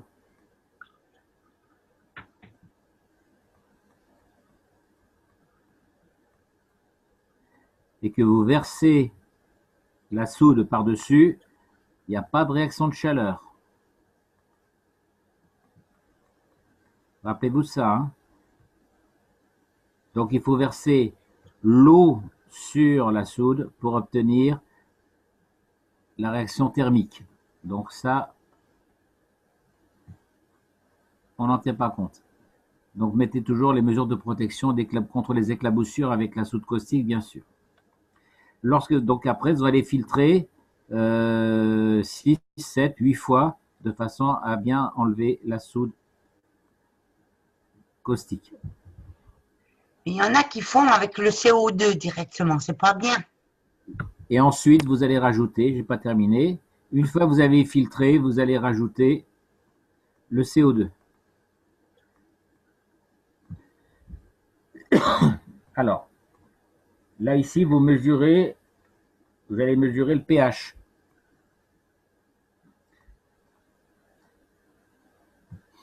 Lorsque vous arrivez à un pH de 7, c'est bon. Vous avez un pH neutre.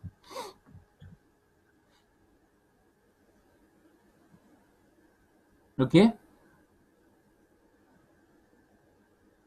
Donc là, si vous travaillez pour faire des médicaments, pour ceux qui en font régulièrement, assez souvent, et de différents types de traitements, vous devez acheter un pH mètre. Hein, ça coûte pas très cher.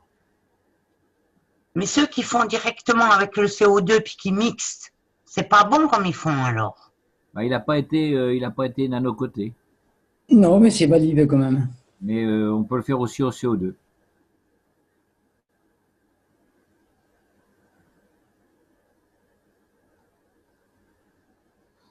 Et bonsoir tout le monde. Et qu'est-ce que ça donnerait si on faisait du bicarbonate de soude?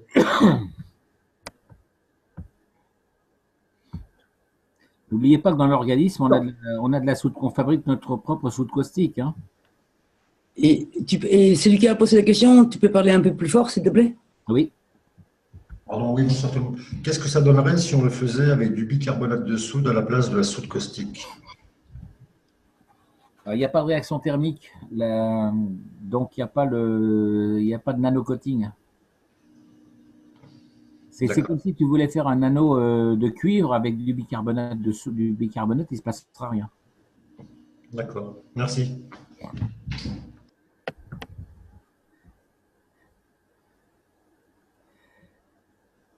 Pour les hémorragies cérébrales, eh bien, on va utiliser un patch de CO2, ZNO et calcium. Donc, comme on vient de le voir, c'est le calcium qui va engendrer une pluie de ZNO sur le cerveau.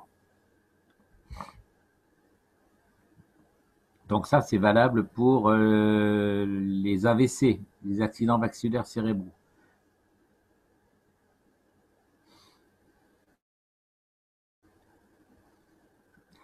Il y a deux types d'AVC. Il y a l'AVC, l'accident vasculaire cérébral hémorragique. L'AVC avec hémorragie. Et l'autre, c'est l'accident ischémique transitoire, hein, l'AIT. Où là, c'est un vaisseau obstrué. Donc, c'est dans ce cas d'AVC ici, avec hémorragie à l'extérieur des vaisseaux. Donc, vous allez utiliser le CO2, ZNO et Ca, calcium, de façon à stopper ou à réparer l'hémorragie.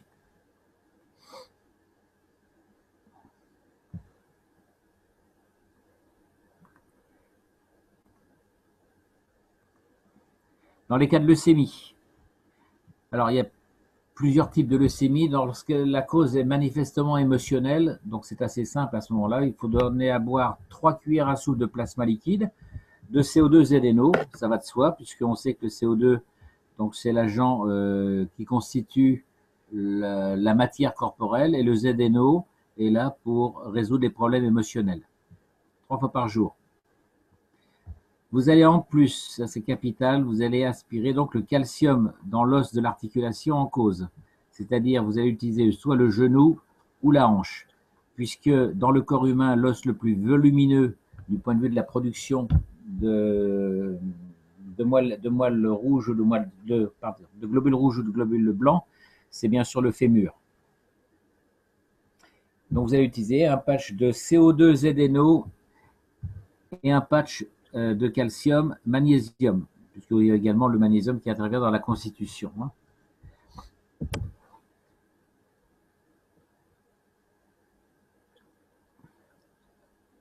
Alors, vous allez toujours respecter ce qu'on appelle un gradient, comme on l'a vu dans le tout début du cours. Donc, vous allez calculer les masses atomiques de façon à avoir un gradient entre un côté du patch et l'autre côté.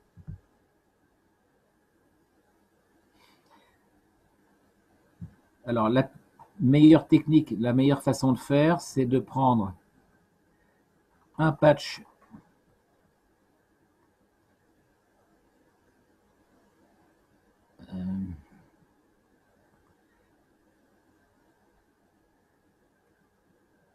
CO2 magnésium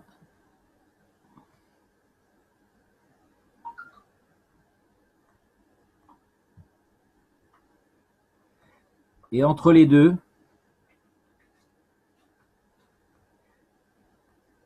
vous allez placer le calcium.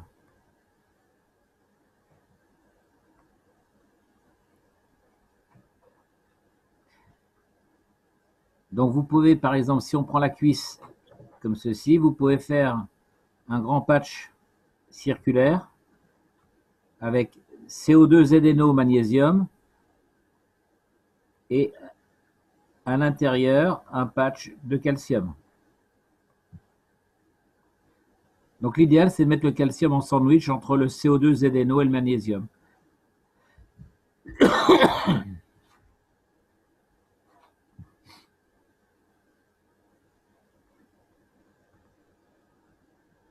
C'est OK? Oui.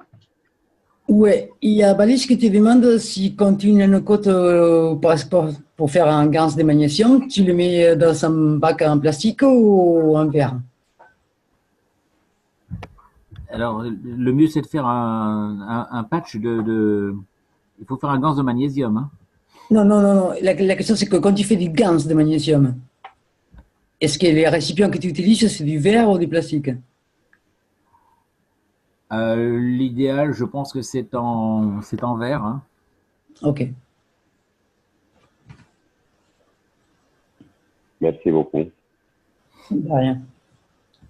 Alors, on prend du plastique parce que je pense qu'on a commencé avec le plastique parce qu'on a vu que la fabrication des gants, quand on fabrique les gants, le PVC, le plastique, le carbone intervient dans l'environnement de la constitution des gants.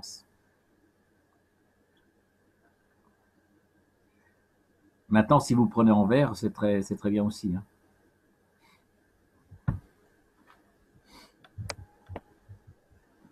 Non, Jacques, pour une personne qui a un cancer du pancréas, on doit faire quoi? Il y Alors, a un grand-père à côté de chez moi, quelqu'un que je connais, et puis il a un cancer du pancréas.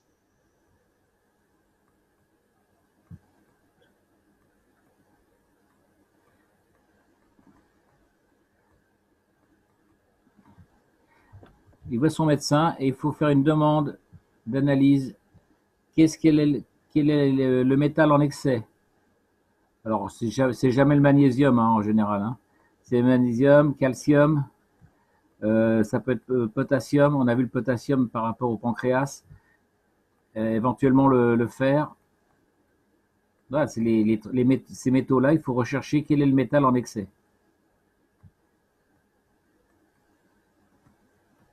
Si vous n'avez pas ça, c'est pas la peine d'aller plus loin.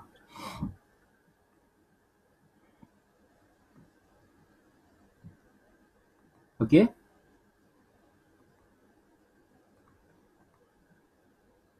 Magnésium, fer, calcium, cuivre, zinc. Oui, il faut demander au médecin qu'il fasse la recherche des principaux métaux, donc magnésium, fer, calcium, potassium, cuivre, zinc.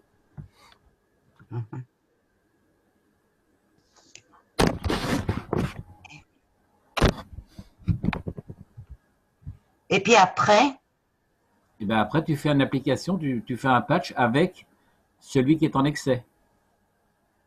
On a vu tout ça dans les cours hein, déjà. oui, ça je sais. Hein?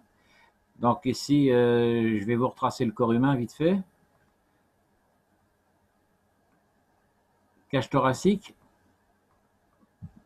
Le pancréas, il est ici, sous les dernières côtes. Donc vous allez mettre un patch devant et un patch derrière. Et vous allez avoir une interaction bien sûr entre les deux. Donc vous allez créer un gradient. Donc si je ne sais pas, hein, par exemple, si c'est le potassium qui est en excès,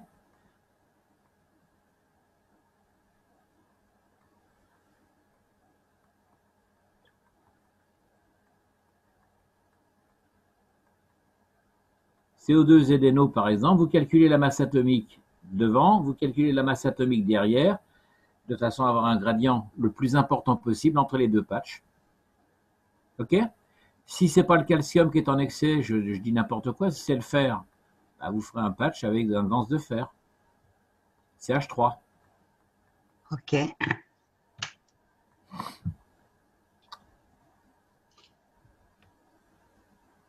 Ok? Ok. Donc en fait, vous faites un ganse du métal en excès. Ok. C'est toujours le même principe, hein, mais c'est pas la peine de traiter. Alors, dès le départ, par contre, dans le cancer, vous commencez toujours par un traitement CO2 ZNO, 15 jours. Première chose à faire, c'est ça. En boisson.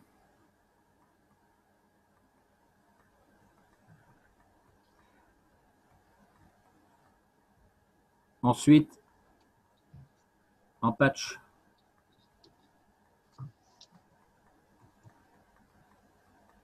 Plus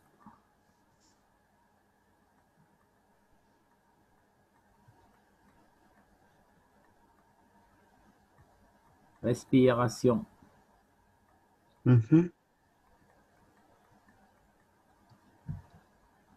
Donc, soit avec la coupe de vie, soit avec le tuyau du système de Rodrigo, soit avec le modèle que je vous ai montré. C'est à peu près la même chose, mais moi, je l'ai fait sous forme de cigarette. Peu importe, hein, c'est respiration 3 fois par jour, 10 minutes. Ok. D'accord? Oui. Et ensuite, vous allez travailler avec le métal en excès. Ok. Alors, dans une analyse simple, lorsqu'on cherche, on fait un métallogramme.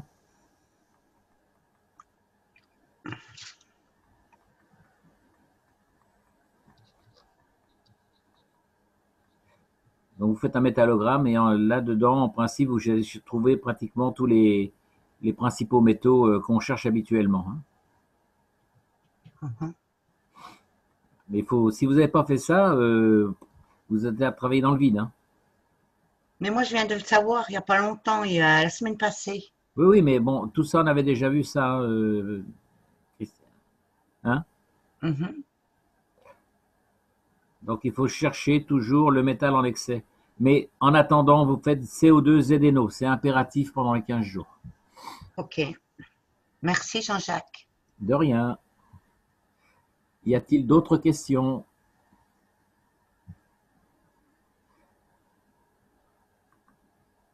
Alors, j'ai vu tout à l'heure dans le Zoom qu'on parlait d'un problème. Je suis en train de chercher. C'était... Ah oui, par rapport à l'autisme. Alors, ah oui, je n'ai pas terminé. Ben, je vais parler de l'autisme, tiens, pendant que j'y suis. Donc, il était question de CH3, CO2 ZNO. Donc le CH3, on le met dans l'autisme au niveau de la tête, puisque c'est le CH3 qui va aspirer le mercure pour produire de l'or. Donc on a vu qu'on ne mettait pas de CH3, notamment dans le cancer, les autres pathologies, mais dans le cas de l'autisme, on va utiliser le CH3 sur la tête. Pourquoi? Si vous vous rappelez bien de ce qu'on appelait la boîte de Gans, on avait vu qu'on plaçait tout autour de notre boîte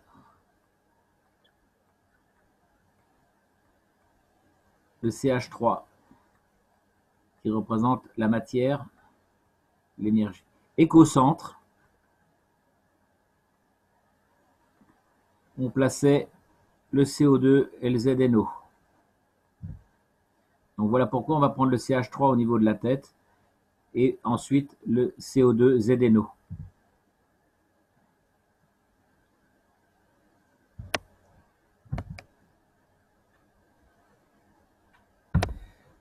Voilà, ça c'était pour répondre à la question qui était sur le Zoom. Frédéric avait avait retransmis le post de, je crois que c'était Caroline. Hein, Caroline, oui. Carolina, qui parlait de l'autisme avec l'utilisation de CH3 et vous aviez du mal de traduire. Voilà, donc c'était en fait, ça pouvait effectivement porter à confusion. Donc le CH3, lui, on va le mettre sur la tête puisqu'il va permettre au mercure de passer de mercure à Il se transforme en or. C'est ça qu'il avait dit, M. Kesh. Oui, c'est ça.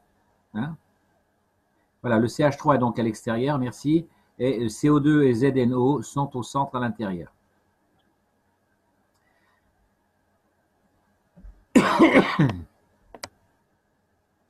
Voilà, en ce qui concerne la boisson, il n'y avait pas de problème de traduction. Hein.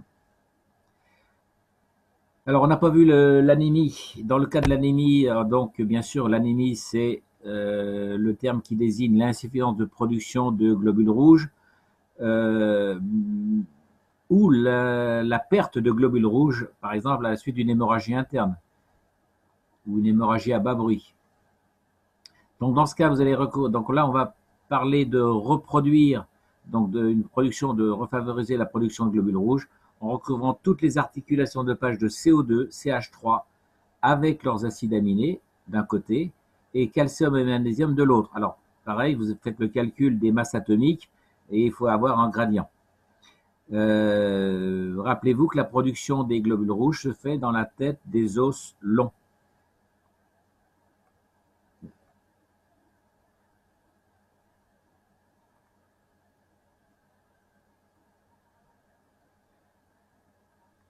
La production se fait là-dedans. Hein.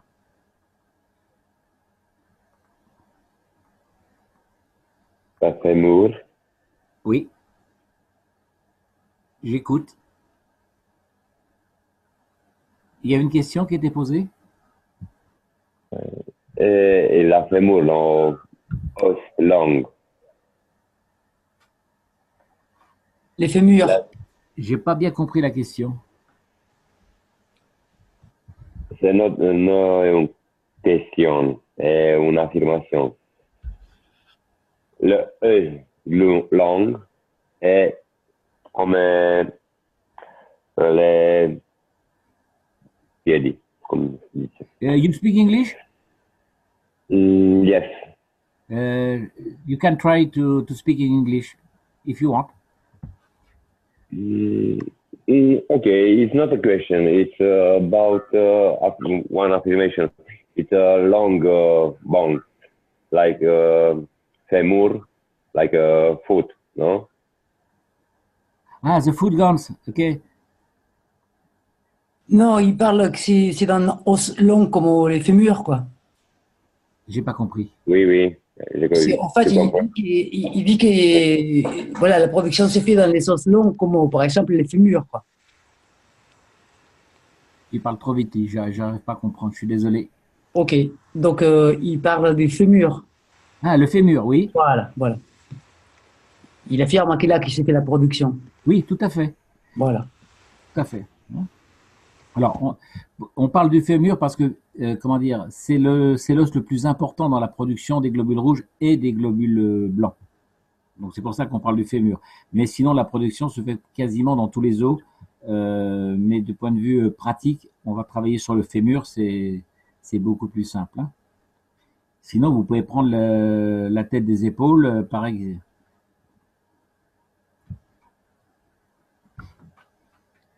D'autres questions éventuelles?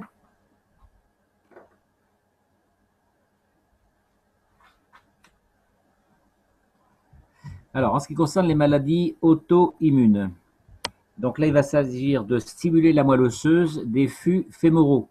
Donc là, vous voyez, on a parlé des fûts fémoraux parce que c'est là le principal centre de production des globules blancs. Donc vous allez placer un patch de CO2 avec quelques gouttes de CuO et de ZNO. Le CuO est nécessaire pour stimuler les muscles qui agissent sur les os, pour la pénétration et la circulation des lymphocytes. Donc vous n'oubliez pas que traiter les os à gauche, vous placez les patchs à droite et inversement. Alors,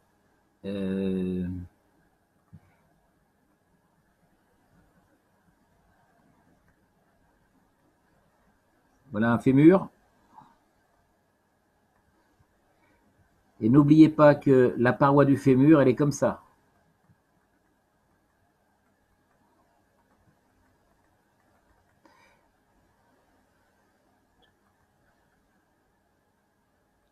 Et que les vaisseaux lymphatiques, donc la lymphe, si vous voulez, va pénétrer la lumière interstitielle au niveau de l'os. Et dans les maladies auto-immunes, eh bien, il s'agit de favoriser ce passage des globules blancs et de favoriser la production ici au niveau de la moelle.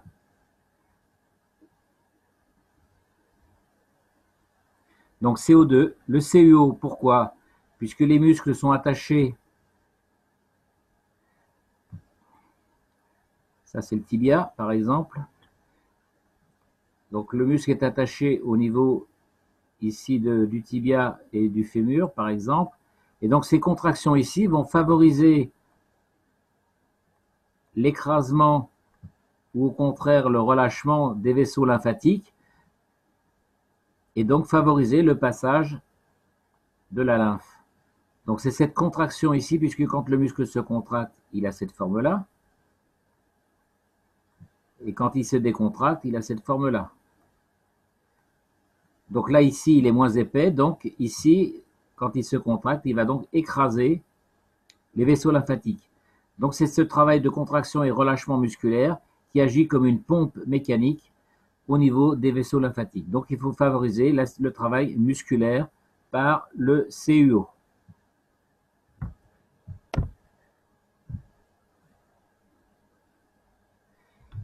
Des questions? Ça va, j'ai été clair, hein, par rapport au... Oui, oui, oui. D'accord, hein, si vous avez suivi les cours... Oui, peut-être que tout le monde n'a pas suivi les cours de médecine, donc c'est un rappel qui était nécessaire. En tout cas, c'est tous découpé, donc il y a les cours juste avec la partie médecine et les titres, donc c'est facile à suivre sur la chaîne YouTube. D'accord, merci Lee. De rien. Alors, concernant les émotions avec les idées noires, les émotions suicidaires, on va travailler bien sûr avec le CO2. Le CO2, c'est l'agent de communication, donc qui agit comme transporteur. Le ZNO, c'est l'agent émotionnel majeur.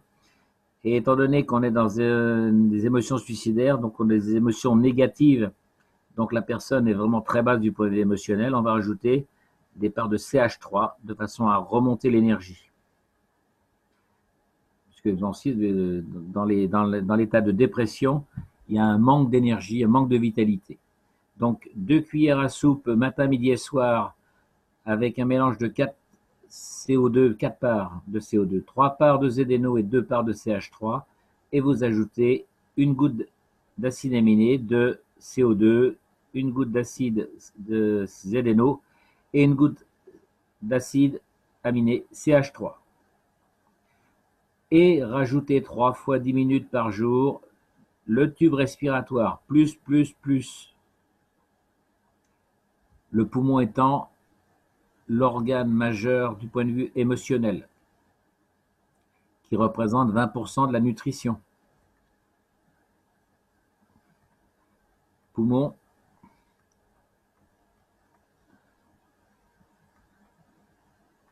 « 20% de la nutrition. Pardon, 80% de la nutrition.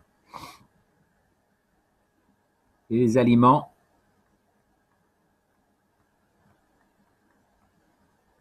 « 20%. Donc c'est vraiment le travail respiratoire qui est le principal. Hein. Alors j'ai mis poumon, on vous rajoute aussi la peau, bien sûr. Hein. Je vous rappelle qu'on respire avec la peau. Vous savez très bien que quelqu'un qui est brûlé au 3e degré à 80% meurt parce qu'il ne peut plus respirer. Il n'a plus de peau, il ne peut plus respirer. Bien que les poumons soient intacts.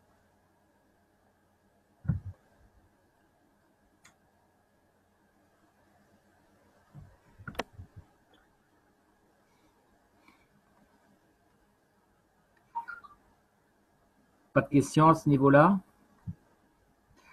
Bon, eh bien écoutez, je crois qu'on a fait le tour de ce que je voulais vous montrer pour ce soir.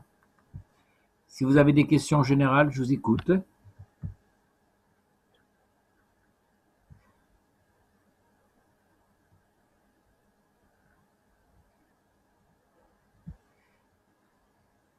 Bon, qu'est-ce que je veux dire? Si vous avez un sujet à proposer ou quelque chose que vous voudriez revoir sur le plan médical, par exemple, ben vous faites une suggestion dans le Zoom et j'essaierai de répondre avec plaisir. Je vous rappelle hein, que tous les cours, pour ceux qui viennent d'arriver, tous les cours de médecine ont été traduits et mis sous forme de PDF et de PowerPoint. Donc non plus sous forme de vidéo, et puis qu'on a réalisé donc un dictionnaire ou un lexique de toutes les pathologies susceptibles de pouvoir nous intéresser avec leur mode de traitement.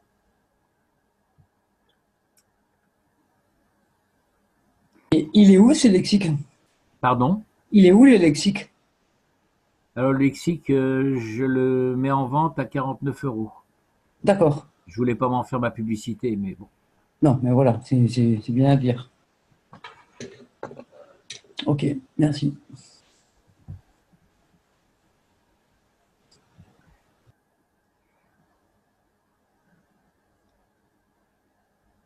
Pas d'autres questions? Une question, je suis Danielle à Bordeaux Oui. et je voulais savoir comment on peut avoir justement les infos sur le lexique où il faut s'adresser pour l'acheter. Alors, j'ai pas compris la fin de ta phrase. Où faut-il s'adresser pour avoir le lexique Ah, le lexique? Oui, Bah, vous m'envoyez un mail. oui, Bon, je voulais pas faire de la publicité. Je suis toujours resté humble. Donc, oui, je suis désolée, mais voilà, bon, donc là, donc Et- le lexique, c'est 49 €. comment? Oui, Mets ton mail dans le chat, Jean-Jacques. Vous m'envoyez ça par, vous envoyez un mail. Donc, et puis je vous donnerai mon adresse. Et puis et puis je vous envoie le lexique en PDF. et le mail on va sur Zoom, sur quoi? Bah, tu vas sur le. Oui, Attendez, on va vous mettre mon adresse mail. Moi, ça me gêne pas si je vous la donne. Hein. d'accord, Bon, d'accord. attendez, je vais vous l'écrire. Ça me gêne pas.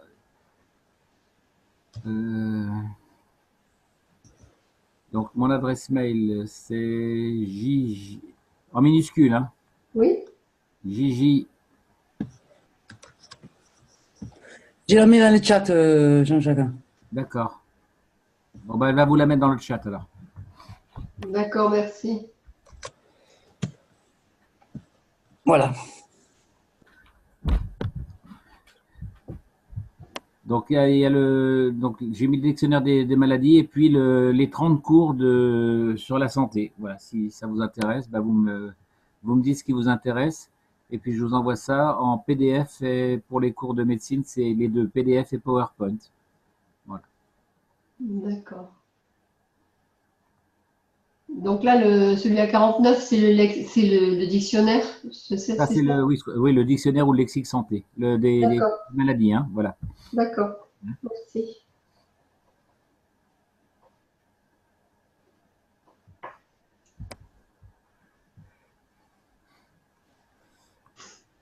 D'autres questions?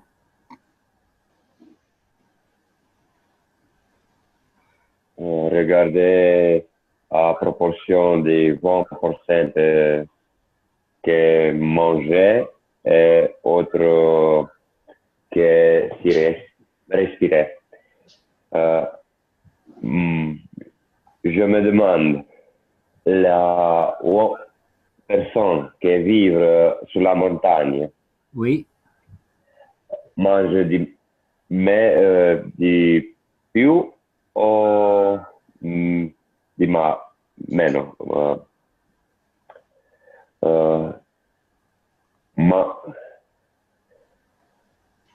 è très difficile pour moi, je ne me retrouve la parole, più o meno,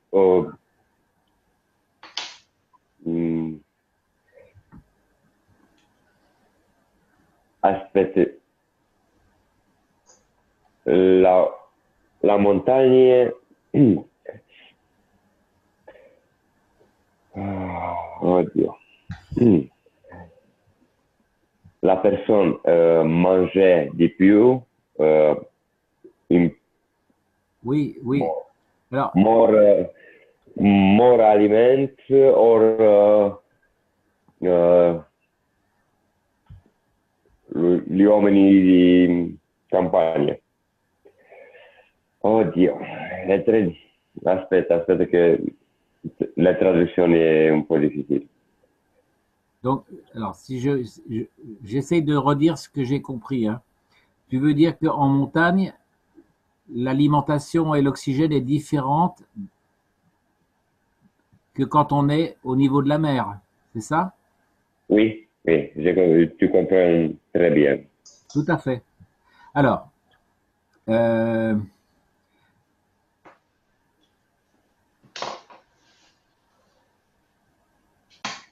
ici, vous avez une certaine quantité d'oxygène, bien sûr, et ici, une certaine quantité, on va dire, vous avez une quantité d'oxygène comme ceci, et ici, vous avez une quantité d'oxygène, non, l'inverse. Là, vous avez une quantité d'oxygène comme ceci, et ici, vous avez une quantité d'oxygène grand Q. Voilà. Mais c'est pas tant la quantité qui, à mon avis, qui compte, c'est le type d'isotope.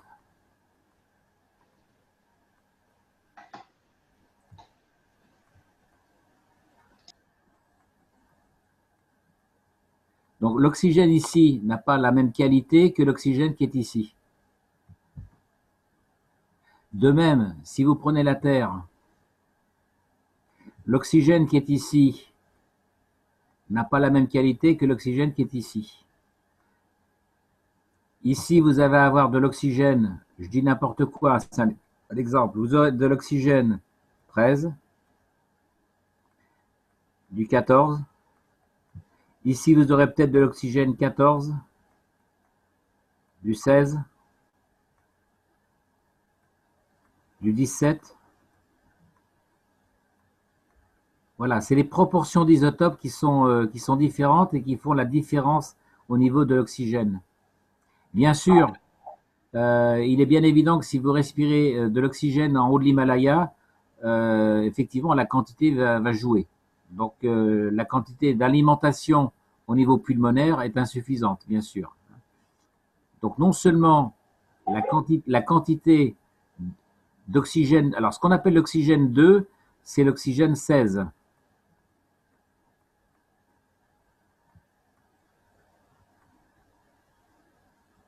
Ça, c'est une moyenne 16. Hein. Donc, bien que vous ayez une quantité globale d'oxygène 2, c'est non seulement la quantité va être insuffisante en altitude, par exemple au niveau de l'Himalaya, mais en plus, la qualité en isotope n'est pas la même que celle qui est en plaine. Donc, il faut tenir compte à la fois de la quantité en volume et de la qualité. Et la numéro di respirazione per minuto per assicurare l'assicurazione di apport di ossigeno. Je voulais dire, je respirais, par exemple, 40 par minute in 60 secondes. 40%? Non, personne. Ouais. Alors, je ne sais pas si je vais répondre à ta question, hein. J'ai parlé avec un pompier professionnel et je lui ai parlé. Ah bah vas-y.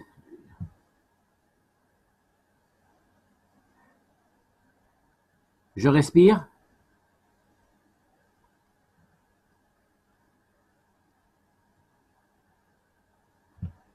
« 40%, ah oui. 40 millimètres, ah oui, en pression.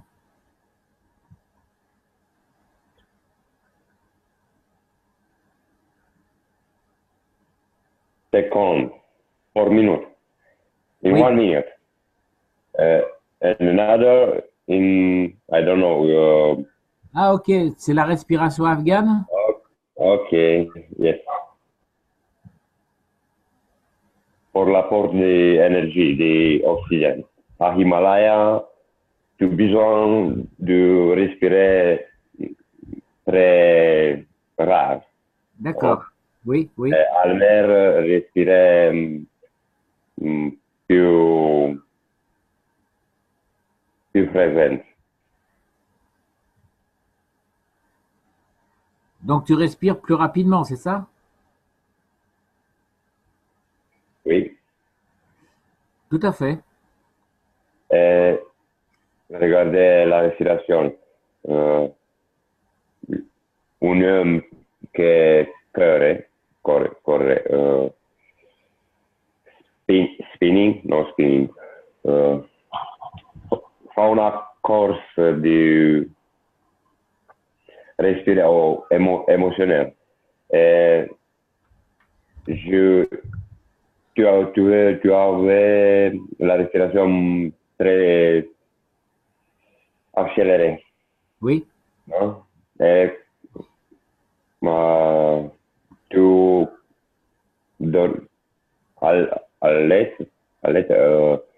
quand tu dormi. When you sleep, you have less respiration per minute.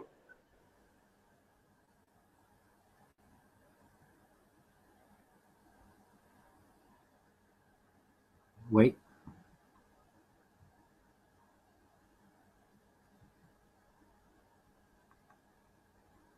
Ok. Qu'est-ce qui se passe in apnée? Oublier respirer. L'apport d'oxygène in cerveau.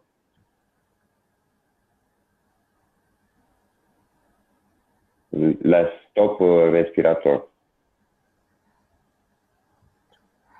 Tu oublies de respirer, c'est ça? Oui, è una domanda. Qu'est-ce qui se passe oublier quando? When forget You forget to respirer, yes. Yes. Ah ok.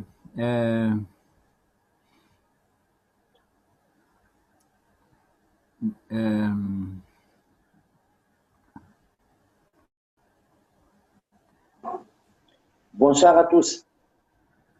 Je suis Adrian, from Romania. Yes. On peut parler d'autre chose ce soir? Je vais terminer avec ce que vient de dire la personne et après je te donne la parole. OK? Ok, j'achète.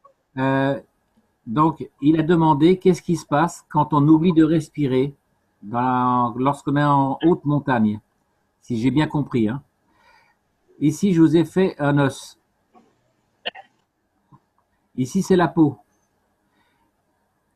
On a vu dans les cours sur la peau et sur l'os que la peau, en fait, est faite de micropores.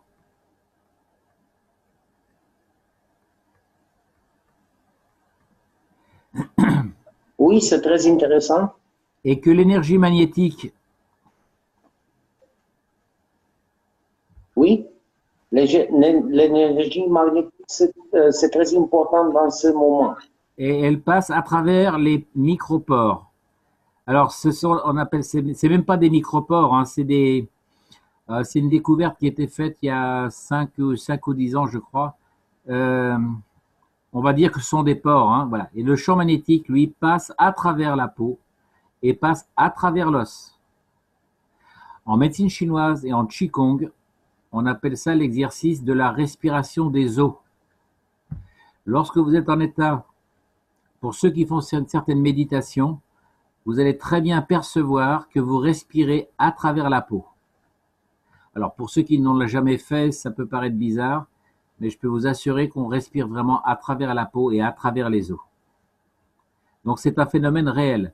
Tout à l'heure, je vous ai dit qu'un brûlé qui a perdu la majeure partie de sa peau ne peut plus respirer. Donc la peau est un organe essentiel dans la respiration. Donc lorsque vous oubliez de respirer, chez les plongeurs de grande profondeur qui plongent en apnée ou en montagne en très haute altitude, eh bien vous allez compenser et utiliser pleinement cette respiration par la peau. Non pas, parce que même si vous avez un anorak par-dessus, le champ magnétique, lui, passe à travers. Le problème de la respiration par la peau, c'est qu'on n'en a pas conscience puisque c'est quelque chose de très imperceptible.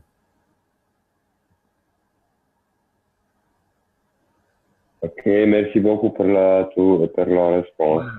Hein, donc la personne, quand vous travaillez en haute altitude et que vous êtes en état d'apnée, eh bien, si vous prenez conscience, parce que c'est quelque chose qui se fait presque instinctivement quand on est en haute montagne et quand on est comment dire, dans des conditions extrêmes.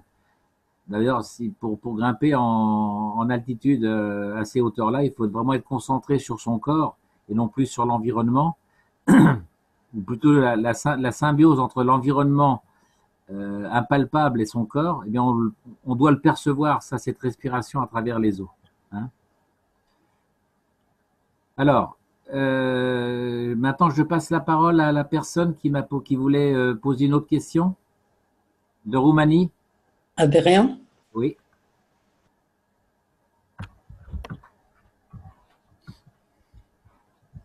You can speak from Romania.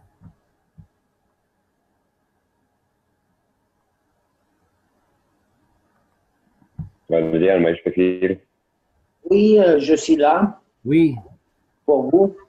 Je vais vous montrer un changement gravitationnel magnétique pour les vibres, le plastique, Oui. et un film pour les bois. Pour vous.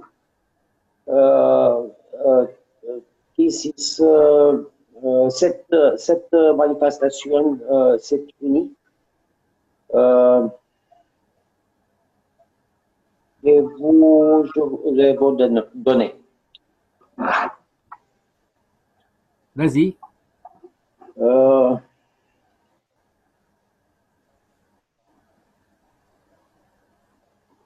Je vais ouvrir la chambre. Est-ce possible? Gigi? Oui, oui. Ok. Ma chambre est open. Ok. C'est un ball. Oui. Ball empty. Et voilà. Empty. Voilà my phone. And ping pong with this. Okay. This is a ball. Oh, yes, yes. I have seen your demonstration one time. Yes, yes. Continue. Voilà. Yes, yes, yes. Yeah, This yes. is neodymium magnet. Yes, yes. Voilà. Plasma. Voilà. Yes. Voilà. I have Voilà. seen. Yes, yes. Very fine, very fine. Okay. Many men with who are oil. Okay.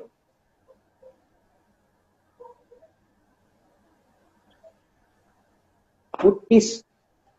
Okay. Put this. Okay. Yes, that's the demonstration. This is, that the this plasma. is demonstration for charging To the confirm. condition. Yes, that's show us that the demonstration that the plasma is magnetic. Gigi, look this. Oui. Look this. At this moment, it's a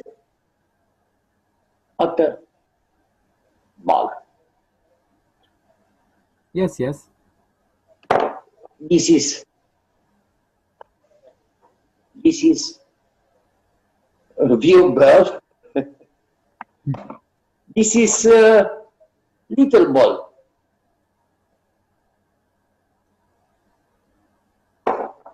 Okay. I am put for you this is possible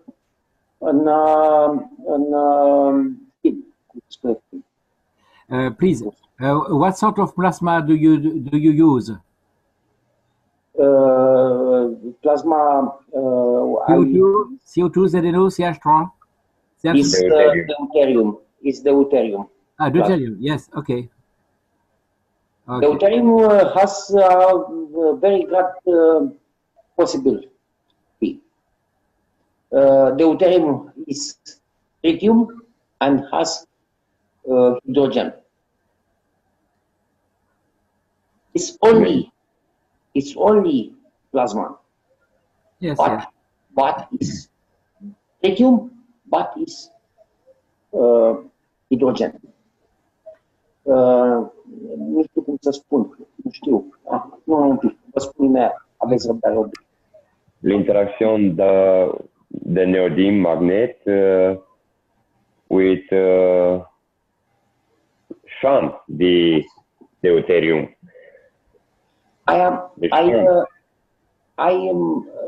Je vous montrer un film pour les bois. Is possible? Yes, yes. Ok. Just a moment. C'est très intéressant pour moi parce que c'est un sentiment et avec une autre interaction this ball est plus fort.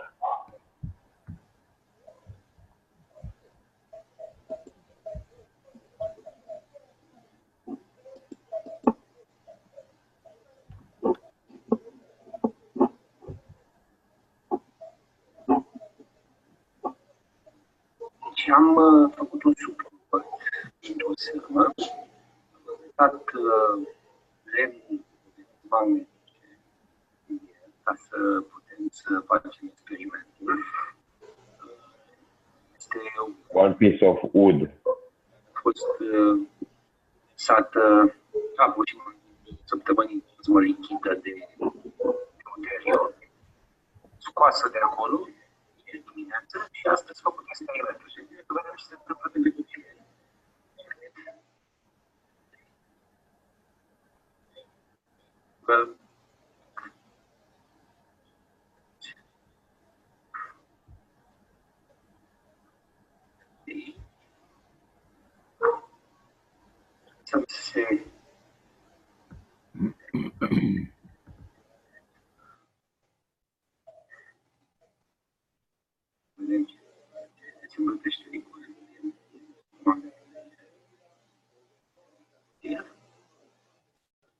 ocazie să facem, să transformăm o bucată de lemn și să interacționeze cu alte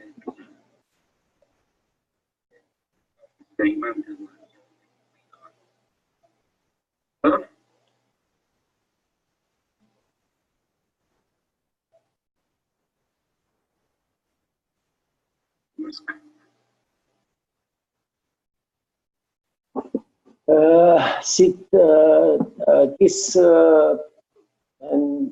This situation is new for work.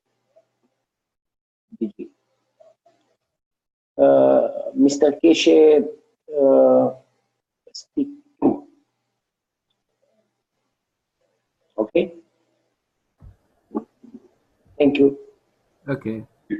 Tu as créé l'enveloppe que parle Mr. Keshe.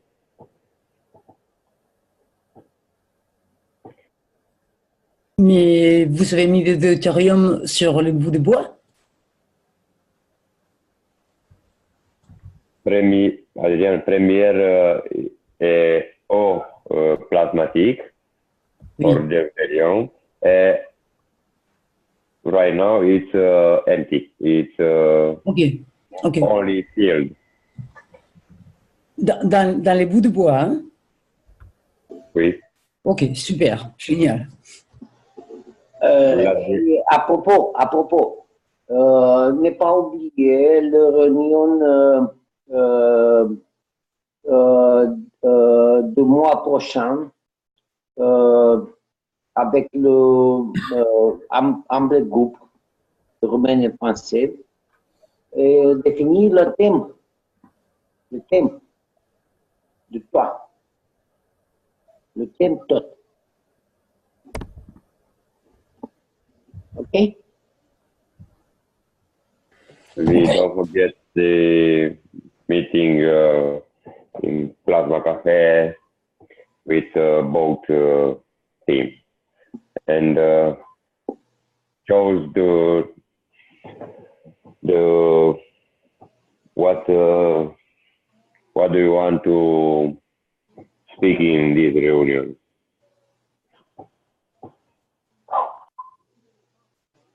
Ok, on va se concerter pour ça.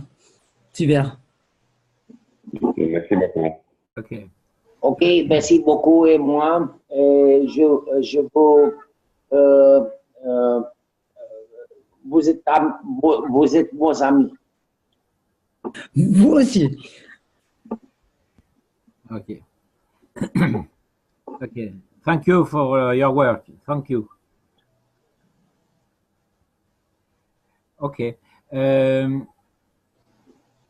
Well, I think for today, that's the end. Je pense que pour aujourd'hui, on a terminé. Donc, comme je vous l'ai dit tout à l'heure, si vous avez des suggestions pour pour samedi prochain ou pour les cours suivants, essayez de mettre vos questions dans le Zoom. Ça sera avec plaisir que je vous ferai un sujet à ce moment-là. Bon, je remercie tout le monde et puis je vous dis à la semaine prochaine. Merci Jean-Jacques. Okay, thank you for all everybody and see you later next week. Merci Gigi. Okay, Merci beaucoup, Jean-Jacques. thank you for your work. Very well. Okay, bye bye. Bye bye. Bye bye.